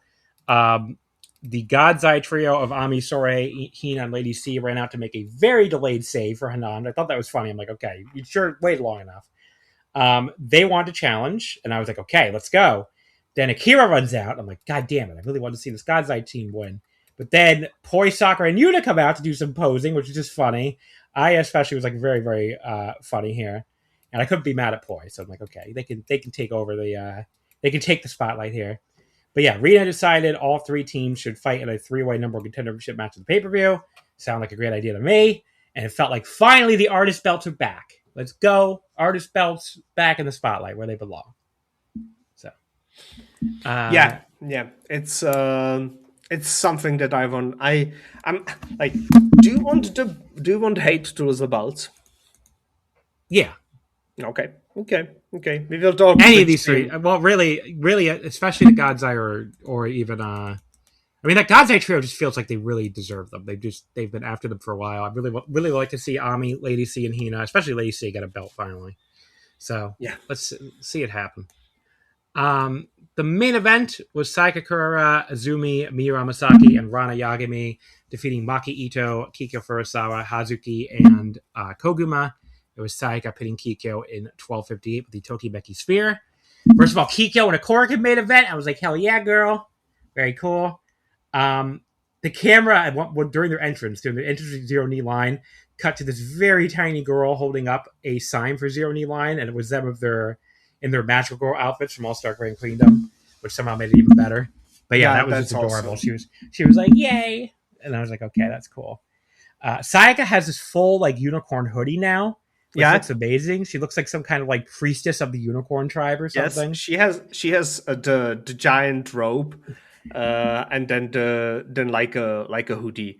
The giant robe has a hood with a unicorn horn on it, but the hoodie is like a tour it's a tour gear, tour entrance gear, because it doesn't have the long tail, which probably is a pain in the ass to clean up and stuff like that. So she has just the hoodie, which is fine because she looks like a champion, because you need to have an entrance gear as a champion. Yeah. We had a big Sayaka Maki forearm to the chest exchange that they went pretty hard. They were hitting each other pretty hard. Sayaka won that exchange pretty handily, actually. She knocked Maki all the way down to her knees, but Maki was able to get her the Ito special not long after that. Zero D line had to make the save. I kind of find it funny. A few fans actually yell "fuck you" with Ito and Kikyo for the double stunner. They were just like "fuck you," and that was cool. Kikyo actually got Sayaka in the ankle lock. That gave Sayaka a chance to sell, which she's really, really good at. Kikyo pulled her back when she nearly made the ropes and then she pulled her into a cross leg version. But Azumi, this is one of those moments where Azumi's just the coolest person in the world. She just like casually walks in the ring, just like kicks her in the back like she's doing nothing and breaks it up like that. It just looks so cool when she does stuff like that. She's like, you know what? I don't even need to rush. I know I'm going to break this up. So it's very cool.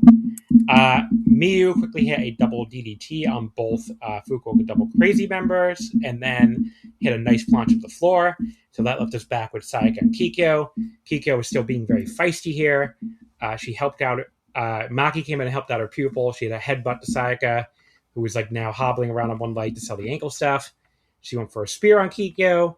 Maki took the bullet. It ended up being for naught because Sayaka just calmly turned around and hit another one on Kikyo right after anyway. And they did this pretty cocky like press pin on her, which I thought. And then went right over to gave Maki this really great victorious grin. So yeah, good main.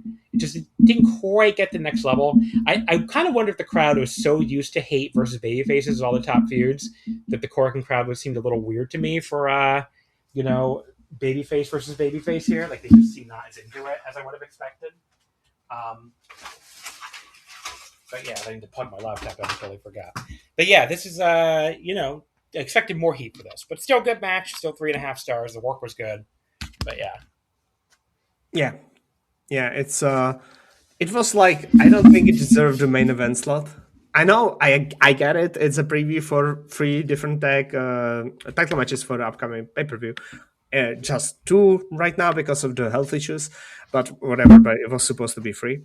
So I get why it was in the main event, but I think that the Trios Championship could have been in the main event instead, which I'm like, okay, so whatever, man, whatever. But good Korakuen. Good Korakuen.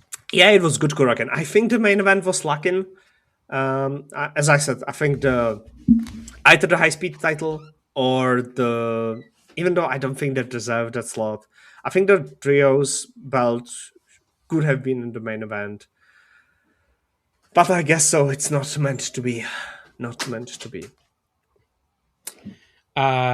Let's quickly go through the card for Queen's Dynasty because we got to get through Marigold. Okay, and have John, less than an hour. Sorry. Your microphone is doing very weird sounds. Oh, yeah. Okay, I think that's because, it's like rattling around again. Okay. Yes.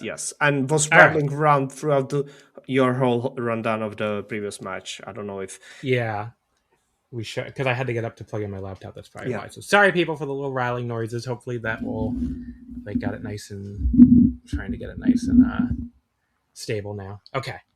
Let me quickly give you the Queen's Dynasty card since we do have under an hour to go before I got to get ready for this second loss for the Blue Jays. Queen's Dynasty, Saturday, May 23rd, from Aichi Prefecture, the Toyota Gosei Memorial Gymnasium in Trio. It looks like the tickets have sold pretty well. I mean, I was looking at the ticket sales for this, and all the front row is sold out. Arena S is sold out. Arena A front is sold out. The woman-only seats are sold out. The family seats are sold out. And that's all like officially across all sites on the Stardom site. And now I'm looking at the Lawson site. The Lawson site also has regular Arena A, Arena B, and Arena C, all in few remaining, along with second floor stand B. So yeah, it looks like they're going to draw a pretty good crowd. Looks like. Do we know how the big venue that is? I don't think anyone normally runs there, right? Yeah, I don't think we know anything about the venue yet. Okay, we don't I mean, know. the map looks pretty big, honestly, but Yeah, and Okada, Stardom was posting even on the presser that happened. Like presses for Stardom are often during my lunch break, so I'm able to watch them. At the end of the presser, they posted like a map, or rather like how to get to there from two different stations, because it's obviously not a place that wrestling fans usually go to. So we will see. Oh, that was awful sound. yeah, I don't know why it's still like shaking. I'm sorry to everybody. Like, I'll try to remember to. I mean, I'm trying to get it like to a stable spot, but Oh, okay. okay, because I think Nicole was in here doing stuff too, and I think it just shook up the bed. Give the crowd real quick because, like I said, we still got to get the Marigold. The big change people don't see is unfortunately Miyu Amasaki had to be hospitalized. They're saying for poor health. They didn't really give any details, which they never really do. But so she had to be removed from this show, and it's going to be Azumi and Emma Maishima against Hazuki and Koguma, obviously not for the titles. And they said they will reschedule the title match after she's able to go. So we'll see what. Yeah. Hazuki posted something that she accepts Miyu Masaki's plea to postpone the match, and so I guess they will do it sometime soon. I don't know if they are going to move it to conversion completely, or if they are going to you put it on one of the Korakuens. Yeah, we'll see. Okay, so here's your card real quick. There's 2 match zeros. There's a Waka, Rion, and Motoi 3-way again, the same one we just saw at Korakuen, but much cooler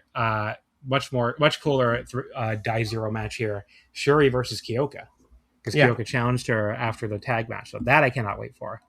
The main show opener is Soriano and Fuwa-chan against Saya Kamatani and Raka. Yeah, cool continuing with the strategy of putting Saya Kamitani and Fuwa-chan onto the YouTube stream. Yeah, so cool main show opener. Get to see the Shiori Fuwa team together again, which is cool. The 3-way battle, Saya, Ida, Hanako, and Xena. I don't know why I said Xena. Saya, Ida, Hanako, and Xena in a 3-way battle. Not much there, really.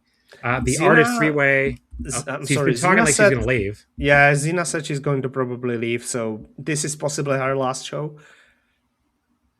Then we get the 3-way artist number contendership match I just talked about, which is Natsupoi, Yuna Mizumori, and Aya Sakura versus Ami, Hina, and Lady C versus Rina Yamashita, Itsuki Aoki, and Akira. I think it's going to be God's Eye winning, but we'll see. Then the Azumi and Emma versus Hazuki and Koguma match I just talked about. Then Rana Yagami defending the future title against Kikyo. Do not expect the title change there. No, not yet. Then the World of Stardom number 1 contendership 4-way match. Starlight Kid versus Suzu Suzuki versus Maika versus Natsuko Tora. I really have no read on who's running this. That's an interesting one. I said that I want Natsuko Tora because I think Natsuko Tora is beatable very easily. And I think Kurara and Natsuko Tora have an awesome chemistry, as I said.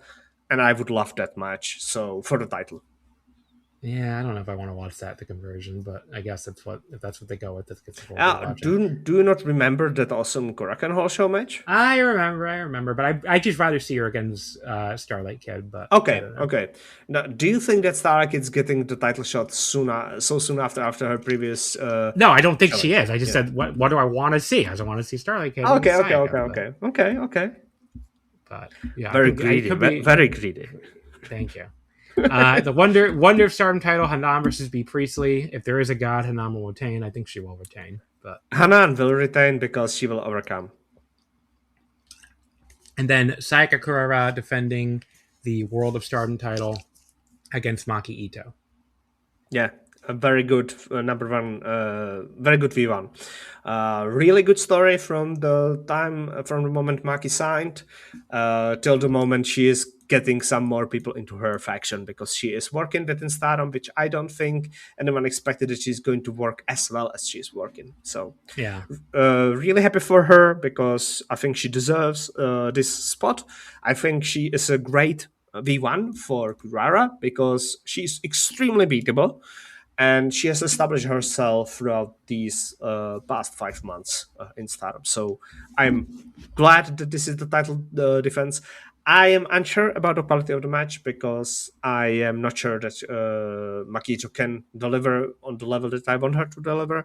But I think the match will be fun because this is one of those where the challenger does not have to be protected, and Kurara can simply beat her decisively 1-2-3 in the middle after a spear, which I think is what she needs.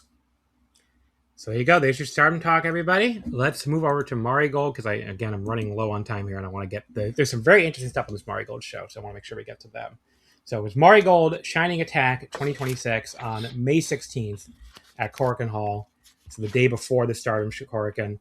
It did one of their smallest crowds ever, if not their smallest crowd ever. The smallest crowd ever. Just an announced 615. Yes. Very, very tiny crowd, obviously. And look, we had this discussion in the Discord, so I just want to reiterate it. What I personally think is I think Marigold been passed by Tokyo Joshi for number 2. Yes. This Korakuen Hall show is the breaking point, basically. Because Tokyo Joshi, people don't know, did over 1,000 for their last Korakuen, which is way above what they were doing for non-January 4th Korakuen. Exactly. They finally broke the curse of their Korakuens doing like 700s and stuff like that. They finally. Buy Shin Osaka. This thing's telling me to buy my Shinkansen tickets. Sorry, because it got on sale in 5 minutes. They finally got over the hump to get over the 1,000 on the non-Ethereum dates, and also in the total attendances, counting the US loop. Because it's fair to count that because they were there for a long time and they drew extremely well. They are at 18,000. Before even the half year point is over, which is they drew last year 31,000. So they are now on track to draw closer to at least 35,000. So they will for sure do more than they did last year.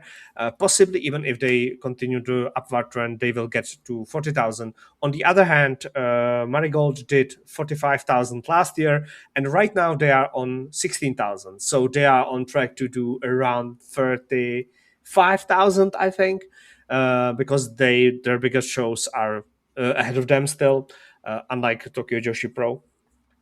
So they will do 35,000 or something like that, which will be 10,000 less than they did last year, which is a big hit.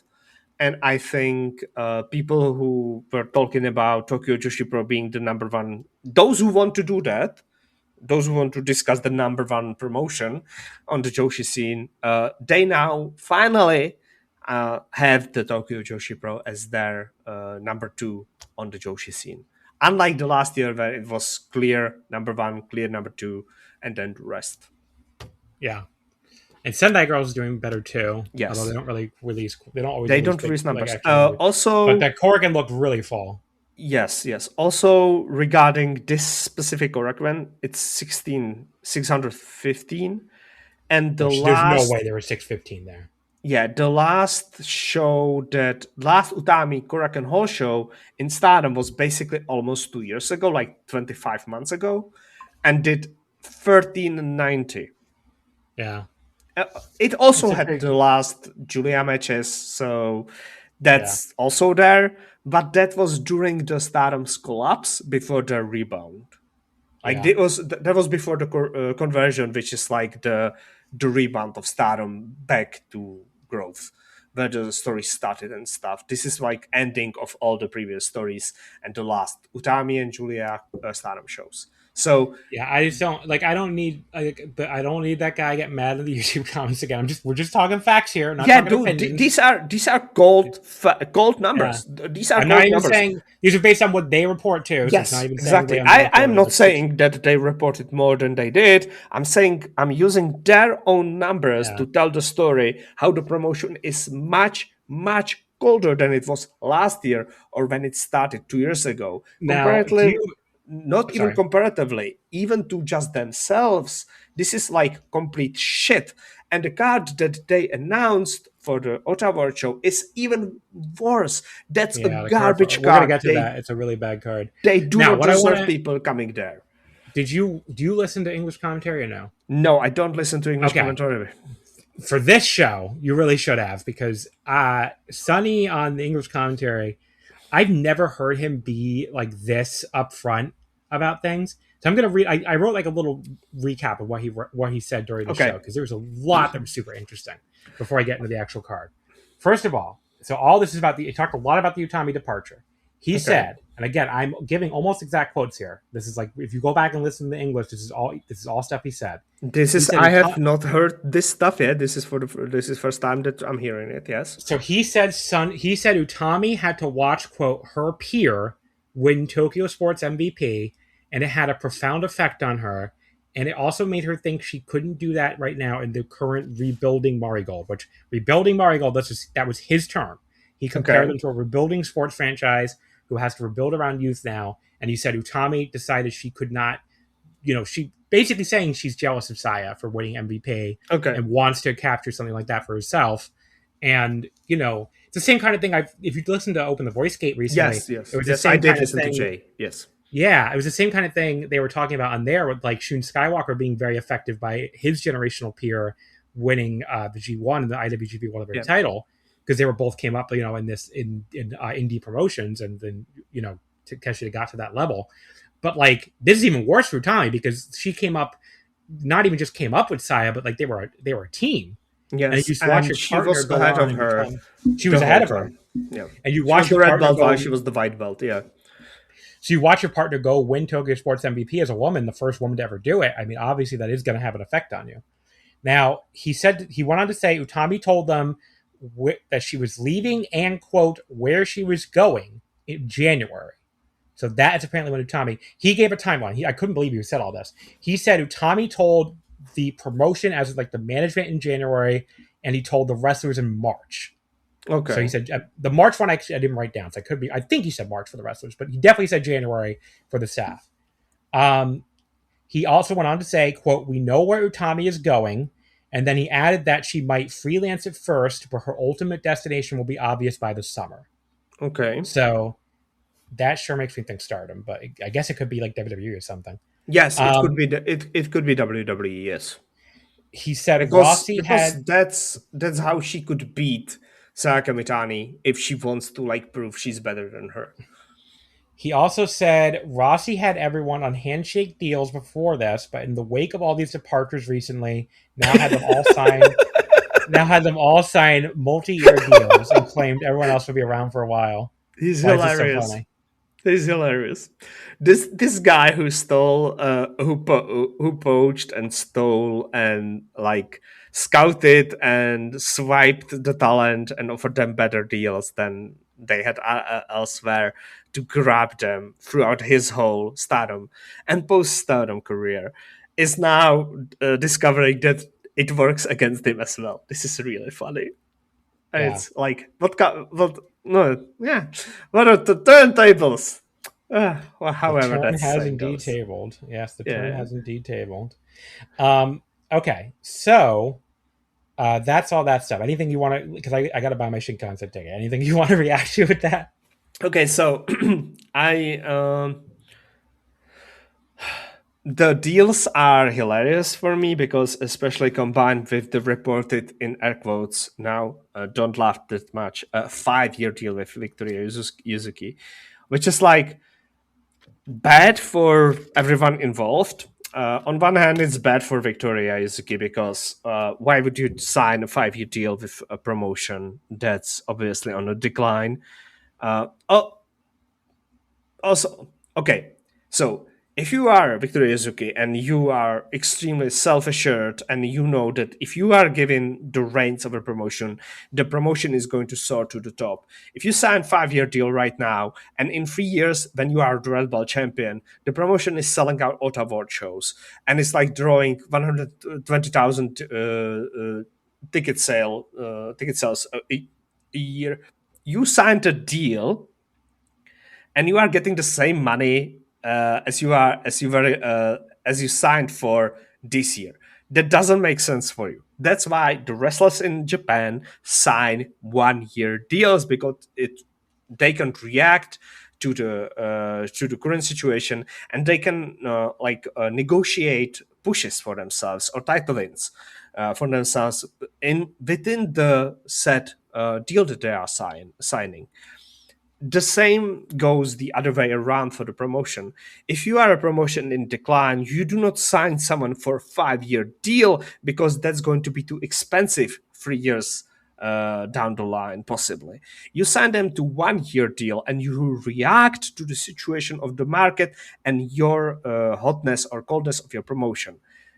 That's why you do not sign long-term deals if you are a Japanese promotion of the middle size like Marigold is, because you are at the whims of your own booking. Also, I guess you can trust yourself and be very self-assured and be sure that you can push the attendances up very easily. Just swipe a pencil right instead of left, and everything goes well. It doesn't look like it's going well right now in Marigold, as we have said at the start of this segment. So the 5-year deal doesn't make any sense at all. And I find it hilarious that he finally learned that he needs to actually sign some contracts with both Mirai and Utami leaving. That's like something special for him, because he never had contracts before. Maybe Io had a contract in pre-Bushiroad era, but otherwise he was always like just handshake deals. Yeah, totally. So there you go. That is your current, I guess, state of Marigold, as I try to stall for time while I'm buying my Shinkansen tickets. You are still buying the Shinkansen tickets? Yeah. Because I need to make sure I wanted to make sure I had the right. I mean, I always feel like I know the right side for seeing Mount Fuji, but it never hurts to double check. Okay. But yes, I have it. I'm doing it right now. You'd think on trip 7 I wouldn't need to double check, but I'm definitely. No, I think I'm always like, if I book the wrong side, I feel it's fine. Whenever I'm leaving for Japan, I check if I have my passport with myself 3 times. Like before I pack, when I arrive, multiple times I reopen my bag and check if I have everything. I pick everything out and put it back multiple times, because I am one time because my passport was expiring like 2 months after I was coming back. So basically you know how that they will not give you an entry visa if your passport is ending within 3 months. So because in theory you can be there for 90 days, that's the entry visa. You cannot be there if your passport is and expires. So you have to have. And one time my passport was expiring like just after that. And I literally multiple times before I went on the trip, I woke up in the middle of the night and checked the date on my passport. Mm-hmm. It didn't change. Never. I knew that it's fine, but I always had to check anyways. So yeah, it's fine. Shinkansen tickets are purchased. There we go. Checking over and over again. It's like if people don't know, the key with this is to book. If you book on the Smart EX app exactly 28 days out, that's when they put the discount tickets on sale.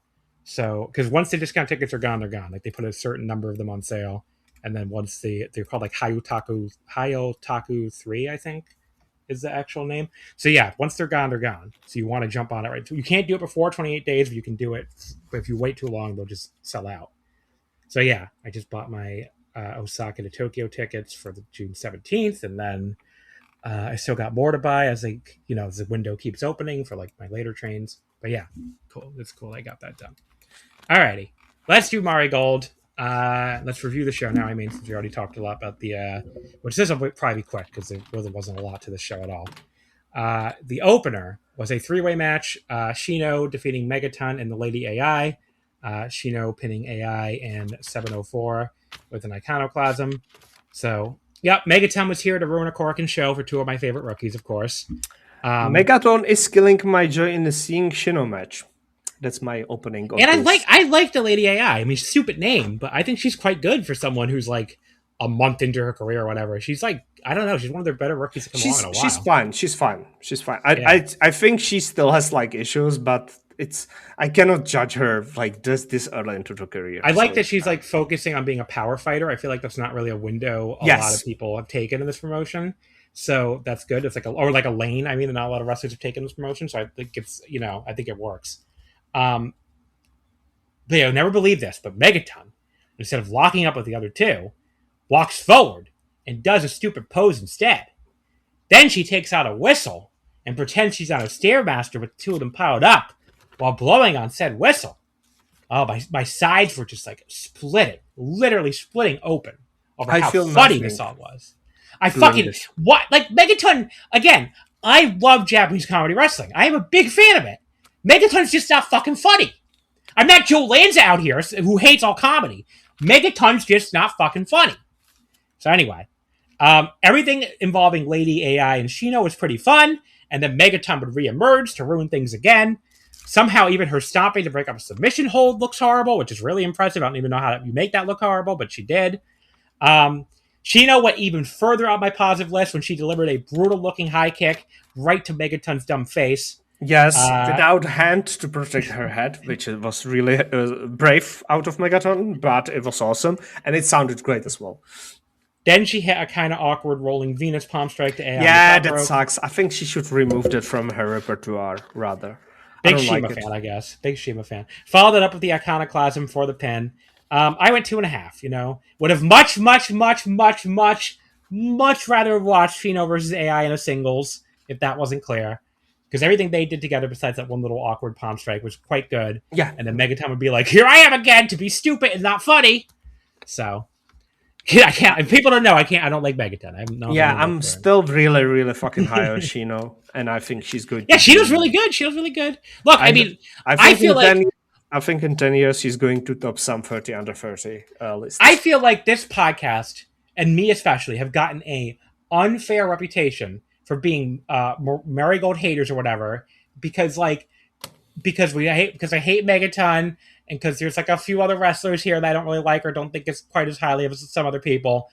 But like, they have a lot of really good young wrestlers. I mean, Shino is really good. Lady AI is really good. Sari is very good, even if I'm not quite as high as her as some people are. I cannot wait for Kizuna Tanaka to come back, because I thought she was getting really good before she got hurt. Oh, that's the one that I don't agree with you, because I think she sucks.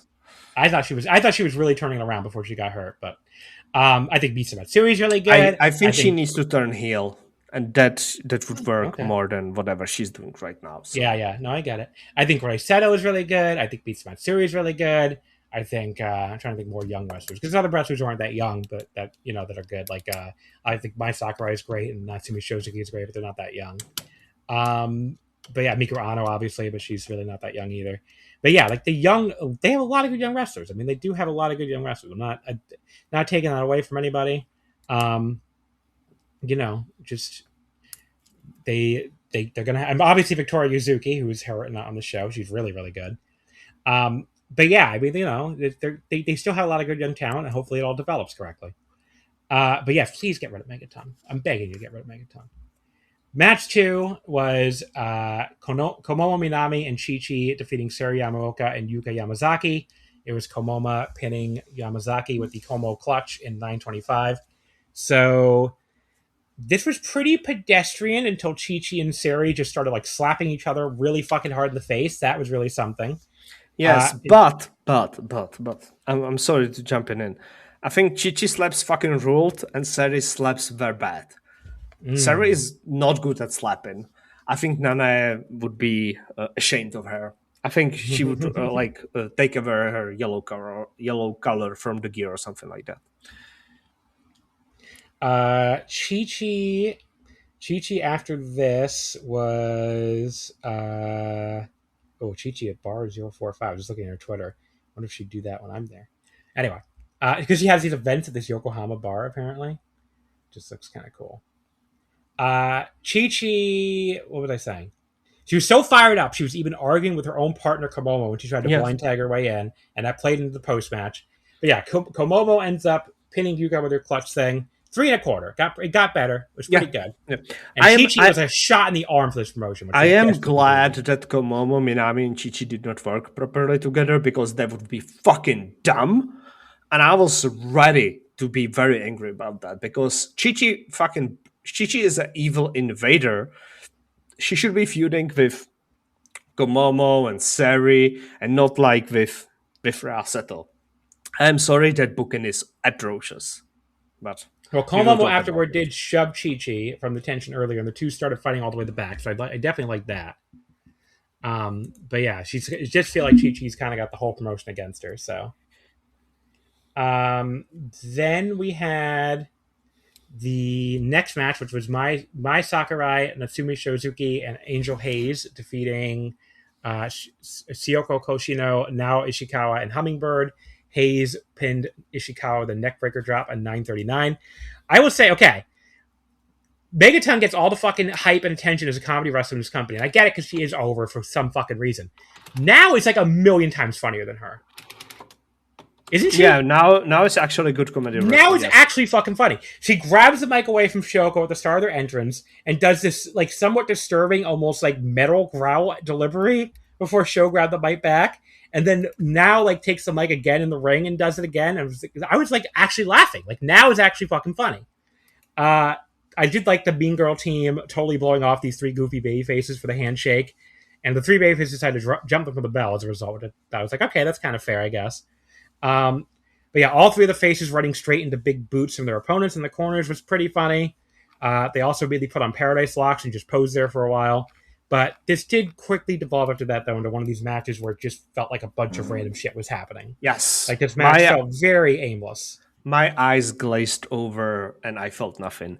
And if I feel nothing for a Natsumi Shozuki match, something is wrong. Yeah, she's really good. Angel pin now. I thought this was very much just a match, so like 2.5 stars. Yes. And it's a fine mid-card match to put like some movement on the card and stuff. But as I said, I am disappointed that I felt nothing for Natsumi Shozuki match. So there is an epidemic in this promotion of injured wrestlers holding belts, because obviously we have 2/3 of the champions here of the trios titles, which haven't been defended really, because one of their partner is injured. Now she did show up in her partner obviously being Arina Yamanoka. She did show up in the Utami 1 minute gauntlet. So maybe I think she just cannot bump because she's very early after the orbital bone surgery. So it probably is not safe for her to like do bumps. Yeah. So maybe it'll be a little while yet. It's like her eye is still wonky. It's like aiming in the different direction because it's still not like healed up. But I don't understand why Rossi won't vacate any belt because he's dumb as bricks. Victoria Yuzuki's going to be out like another 4 or 5 months probably, and she has the second highest belt in the company, and they still haven't stripped her for some reason. Mayu has she had the GHC, and Nozawa made them strip her that one, which I thought was funny. But she still has the fucking what the fuck's it called? The Superfly.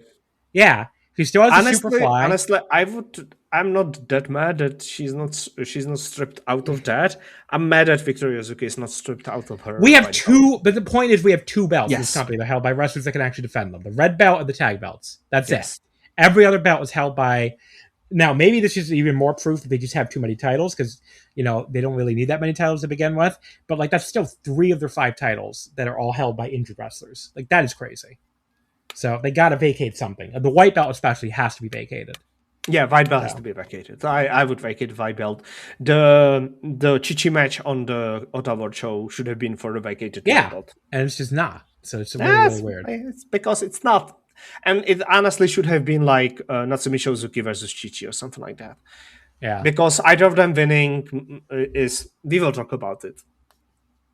Match number 4 was Koki Amare, Chika Goto, and Nagisa Tachibana beating Darkness Revolution, Chiaki, Misa Matsui, and Rei Seto. Actually, no, that's wrong. They have it reversed on this website again. Puresu Power, what are you doing? So yes, it was actually Darkness Revolution winning. It was Chiaki pinning Chika Goto in 10:59 with a powerbomb. So I sometimes wonder, and this again, I'm going to sound like a hater. Does Rei Seto regret jumping from Sendai Girls to Marigold as a trainee, given the trajectory of those 2 promotions? Given trajectory of those 2 promotions, I don't know. I don't. I would still say no because it feels like weird. Ray. This is weird because it feels like Ray's character would not work in Sendai Girls. Yes, this is weird because she supposedly joined Sendai Girls as a farmer. This is because she's a farmer. She's an agricultural worker, was supposed to be, but she joined Sendai Girls and became a wrestler, and then for some reason moved to Tokyo. So she is a local. She's a Tohoku local. So like, there's I don't know. There's some reason. She got sick of farming, I guess. I don't yeah, know. but she was not supposed to be like a. She did not aim to be an entertainer. She aimed to be a farmer. Like that's the difference. Like that's so weird. Her of all people. Yes. That's so strange to think about. Wow. Like that's that's the thing. It's like, for example, Yuna aimed to be a wrestler, and like it's weird because her path is really strange. I don't know if she regrets it or not, because she like maybe she wants to live in Tokyo, right? You know. Yes, Sendai Girls have opened the Tokyo office, so because you did not move to up north. As far as the match itself, I've never really, well, before the match itself, I've never understood Chiaki's theme for a heel. Like, it's doubly bad too because it's basically the Darkness Revolution theme because they use her theme when they come out. But it's like, it's such an upbeat song. I'm like, why is this a heel song? Because she's supposed to be Kagetsu region, so I say. She is not, because. Yeah, this is another match where it just never felt like much was going on to me. Like, Chiaki felt like she worked the whole thing for her team, which isn't great considering, like, as you just said, she's by far the worst and least interesting of her three. Yes. But yeah, the powerbomb. She did a good thing where she countered Jansming by a brain close, so that was good. That was the only good thing she did in the match. So the powerbomb on Go Chica is obviously quite big. Hitting her out of the corner did look legitimately impressive. But this was another match that happened in a seemingly never-ending series of them on this show. So 2.5 again. Afterwards, we got a charming bit of fat shaming of fat shaming. Let's go. I knew about that from Twitter before I watched this show. Love the fat shaming. That does not make it any less shitty. I did say Koki. I did want to say though that Koki gave a pretty impassioned rebuttal. Where she admitted they lost the last preview match, but promised to become the next Fringe Star champions anyway. And I liked her promo a lot.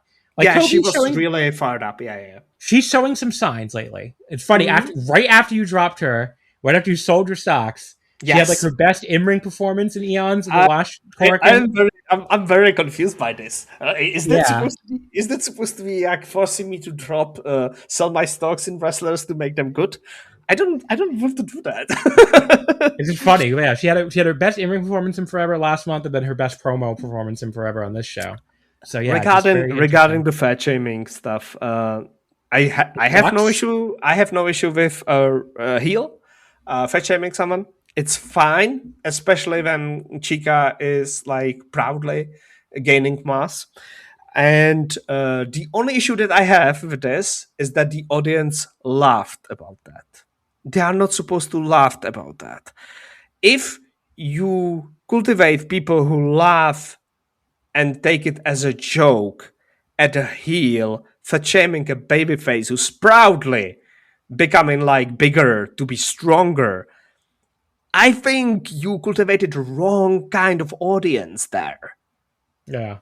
That's like I actually personally I have no issue for Misa Matsui fat shaming someone because she's a heel. And the audience is supposed to boo her when she does that. But they did not. So, if you have this audience and this reaction, you do not fat shame people. Because that's bad. That's wrong. If the audience doesn't reject your shitty comment, you cannot do it anymore. So, It's not about the comment itself. It's about the audience you are performing that to. That's bad. That's the bad issue. Well said. Then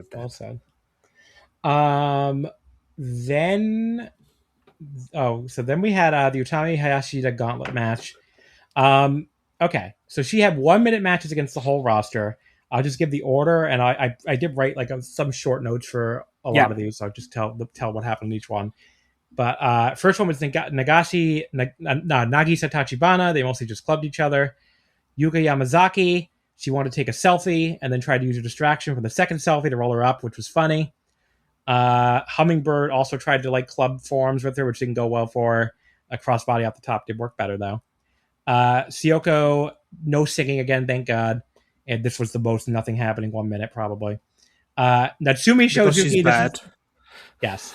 Natsumi Shozuki, this was probably one of my favorites. She ran up, leaped into her arms, and hugged her, which was cute. But Utami turned it in sort of a weird giant swing. And after that, Natsumi just wanted to hug her again, so Utami spun her again. And then Natsumi kind of humped her in the corner after a double knees. I don't know what else to call it, really. It looked like humping.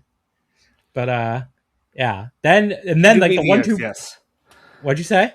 She is weird, yes. She is weird.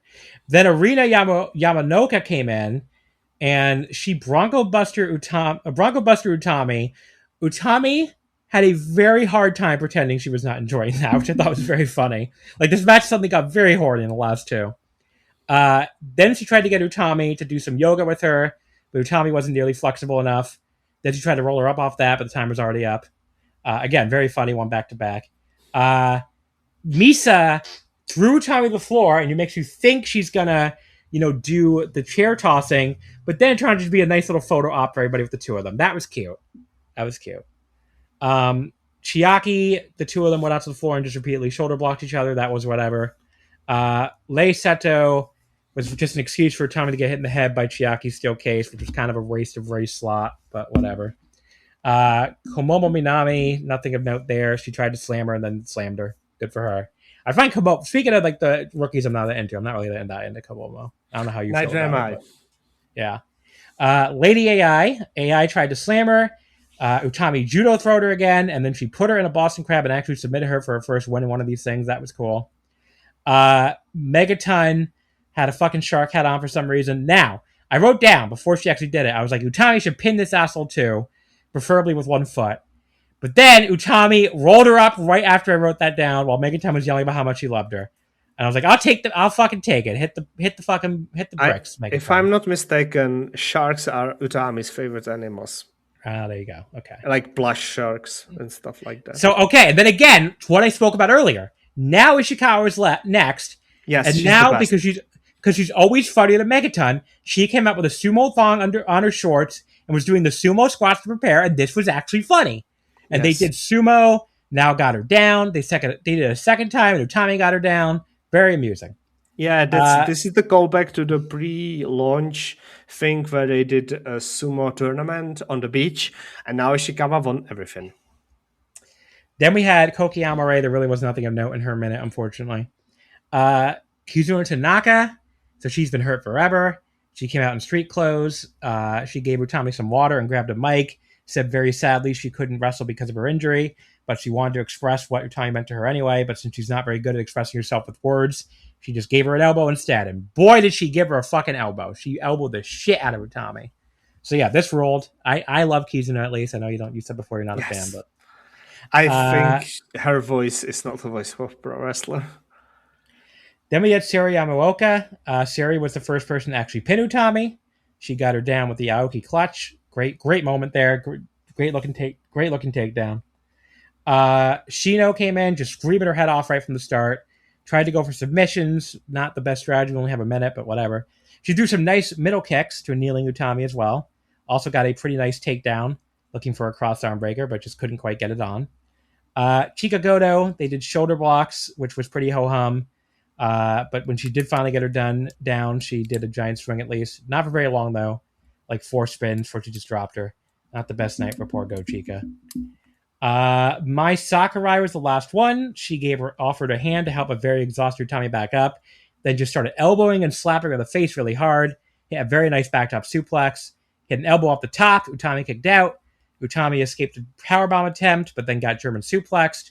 And she big booted her after the bell, and that was apparently it as Utami's music started playing. And they cut to a shot of Mayu and Victoria watching from the balcony. Utami cut to them. So yeah, this was the best thing on the show by a mile. I'm not going to star rate it because it's a bunch of 1-minute matches. Now, I don't think it's great for you as a promotion. The best thing on your show by a mile is the woman leaving, facing all your entire roster. But the final tally was 2 wins for Utami, 1 loss, and 16 draws. But yeah, I mean, it just like this really made it clear just how much they're going to miss Utami. I mean, that's really how it came across to me. I mean, it felt to me so much missed potential. Because you could argue like Utami didn't seem to be at her best during her time here, and you could also argue maybe like since Utami knew she was going to go, she's looked more like the old Utami, which is not great either. But the fact is, she's still a big star and will still be gone from this promotion that just doesn't have very many of those at this point. So. Any other final thoughts? No, it depressed me and sucked my soul out of me.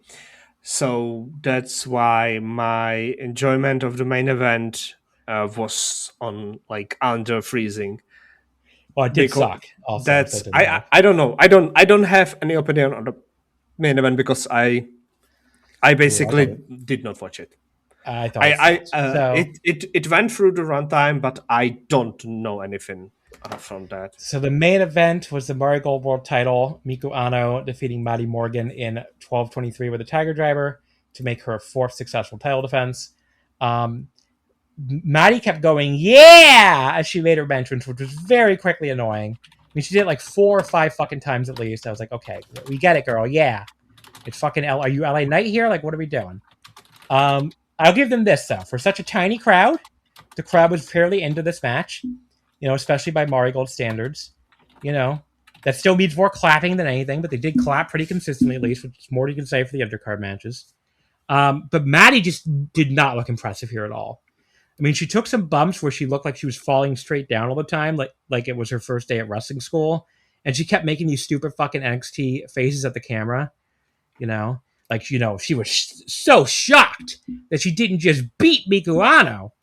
And she's having a breakdown when Miku kicks out of a moonsault. And I'm like, okay, girl, can you please stop? Look, John, some people use these big matches to make a proper highlight video to send to the performance center. And sure the fuck what she was doing, that's for sure. Yeah, she was at the tryout, so... But yeah, then we had a spot that just sucked where I guess Miku was supposed to catch her leaving out the turnbuckle. And it was one of those times where I couldn't even tell what Maddie was even going for. And the announcers claimed it was a Rana, but it barely looked like that's what she was going for, if that was what she was going for. And then Miku just fell down on her knees anyway. But she gets up, puts her back in the Styles Class position and hits it, followed by sort of awkwardly, just not smoothly at all, like transitioning into a Tiger Driver for the pin. This was fucking bad. Unless you like NXT faces... Nothing wrestling and a giant blown spot at the finish. I don't know what there was to like here. So 1.5 star. Quite bad main event. Again, I cannot judge that. I have to watch it later. So somewhere in the summer when I have time. And I'll be browsing my Wrestle Universe looking for something. I have it written in my notes. Next to my screens as a match that I have to give a second chance. But yeah, I definitely watched it and paid attention. I didn't think this was very good at all. Last month's Korakuen felt like more of a fluke here because this month was back to being just a nothing show with a hard main. I mean, the only thing I really liked was Utami's goodbye, and that's not a great takeaway. Like, you want to come away from the show being like, yeah, Utami's leaving, but like, look at all this other talent. And instead, you're like, yeah, Utami's leaving. Everybody else is hurt.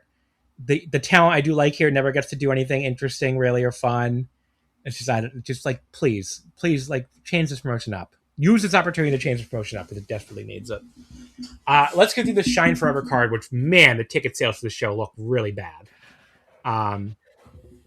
Hopefully they can beat, the Ice Ribbon retirement show did like 750 or whatever from like 2021 because... I mean, I don't think they're going to announce less than that if they did do less, but like all the ticket sites, it looks really bad. The card here, start out with the match 0 of Hummingbird versus Lady AI, whatever.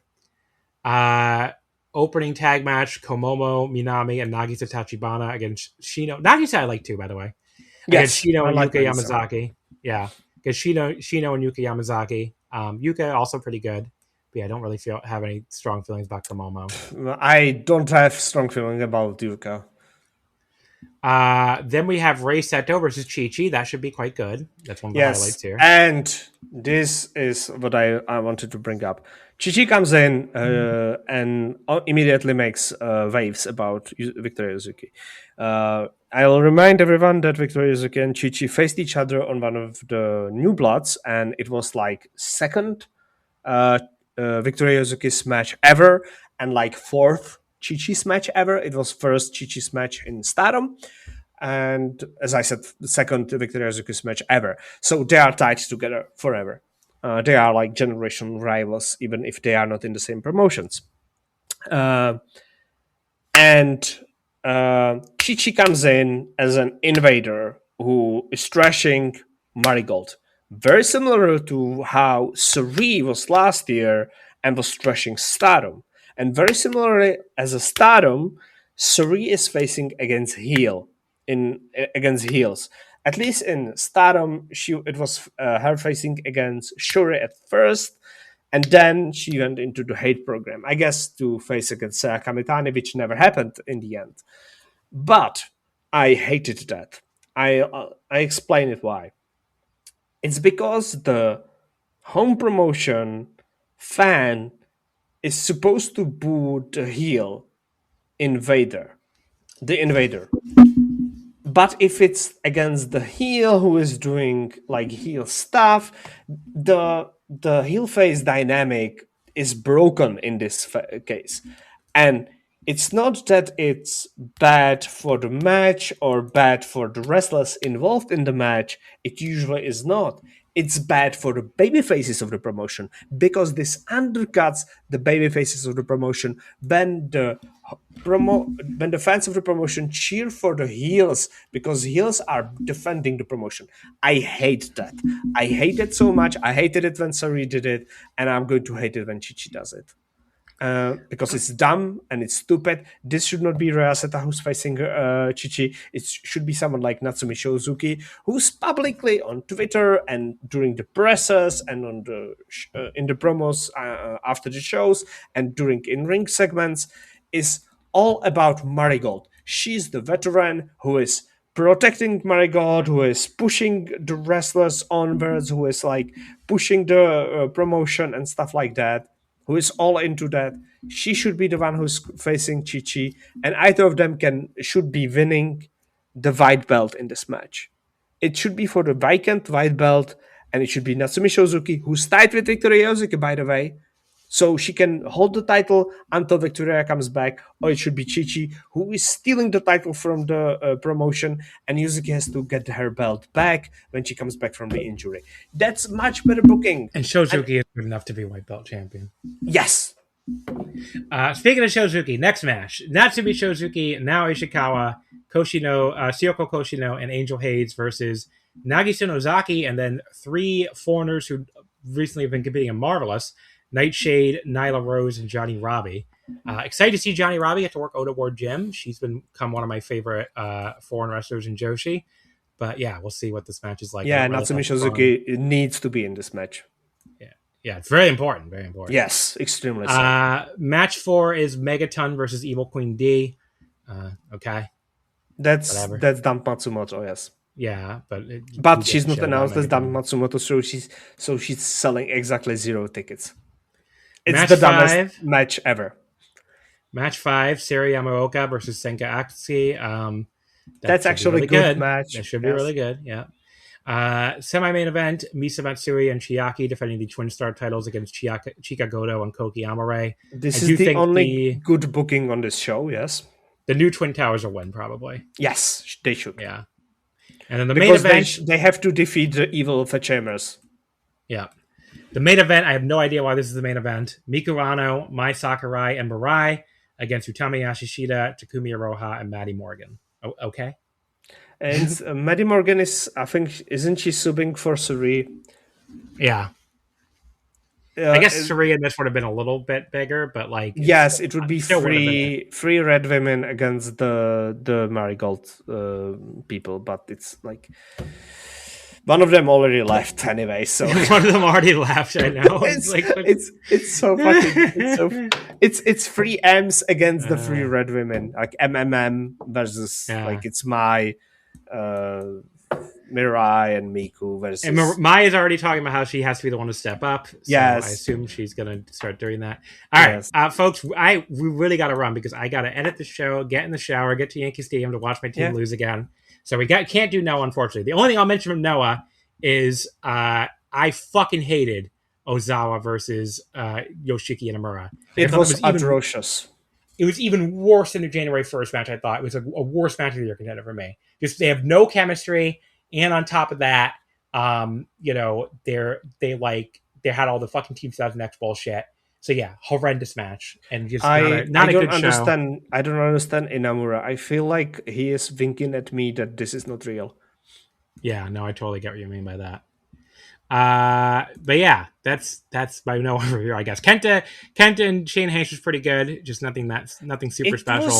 It was too long. It felt like too long. I think I went like 3 3/4. It was very good. They went for the big giant epic, and the crowd was really into it. So I have to Noah Faithful in Korakuen loved that match. So I cannot dissuade it. But by the way, I adore Yuki Ino and Noah as Jonetsu. I don't like that Jonetsu stuff. So. I love it so much. But yeah, the Kanoan. The only thing I'd say you have to watch if you really want to watch anything, the Kanoan Tiger Mask against Marufuji Alejandro was a nice little 3.5-star match, and there was a nice moment at the end with Tiger Mask getting to, he got to joke about how I used to always get booed coming to Noah, Japan guy. But I appreciate the warm reception you gave me today. Because remember that those old school Noah New Japan junior feuds in the late 2000s, early 2010s, they used to get nuclear heat. So the crowd used to boo Tiger Mask out of the building. But yeah, he actually got cheered here, which he was joking about. But yeah, other than that, just watch those two matches. The undercard's all forgettable. And do not, under any circumstance, watch Ozawa versus Inamura. Watch Jonetsu because it's a very good comedy match. And they stole Shuji Kondo. Okay. But yeah, there you go. That's your there is your very brief no review because we got to get out of here. Anything you want to plug, Velkej? No, I don't have anything to plug. Come shout at me in Discord. I'm on Discord.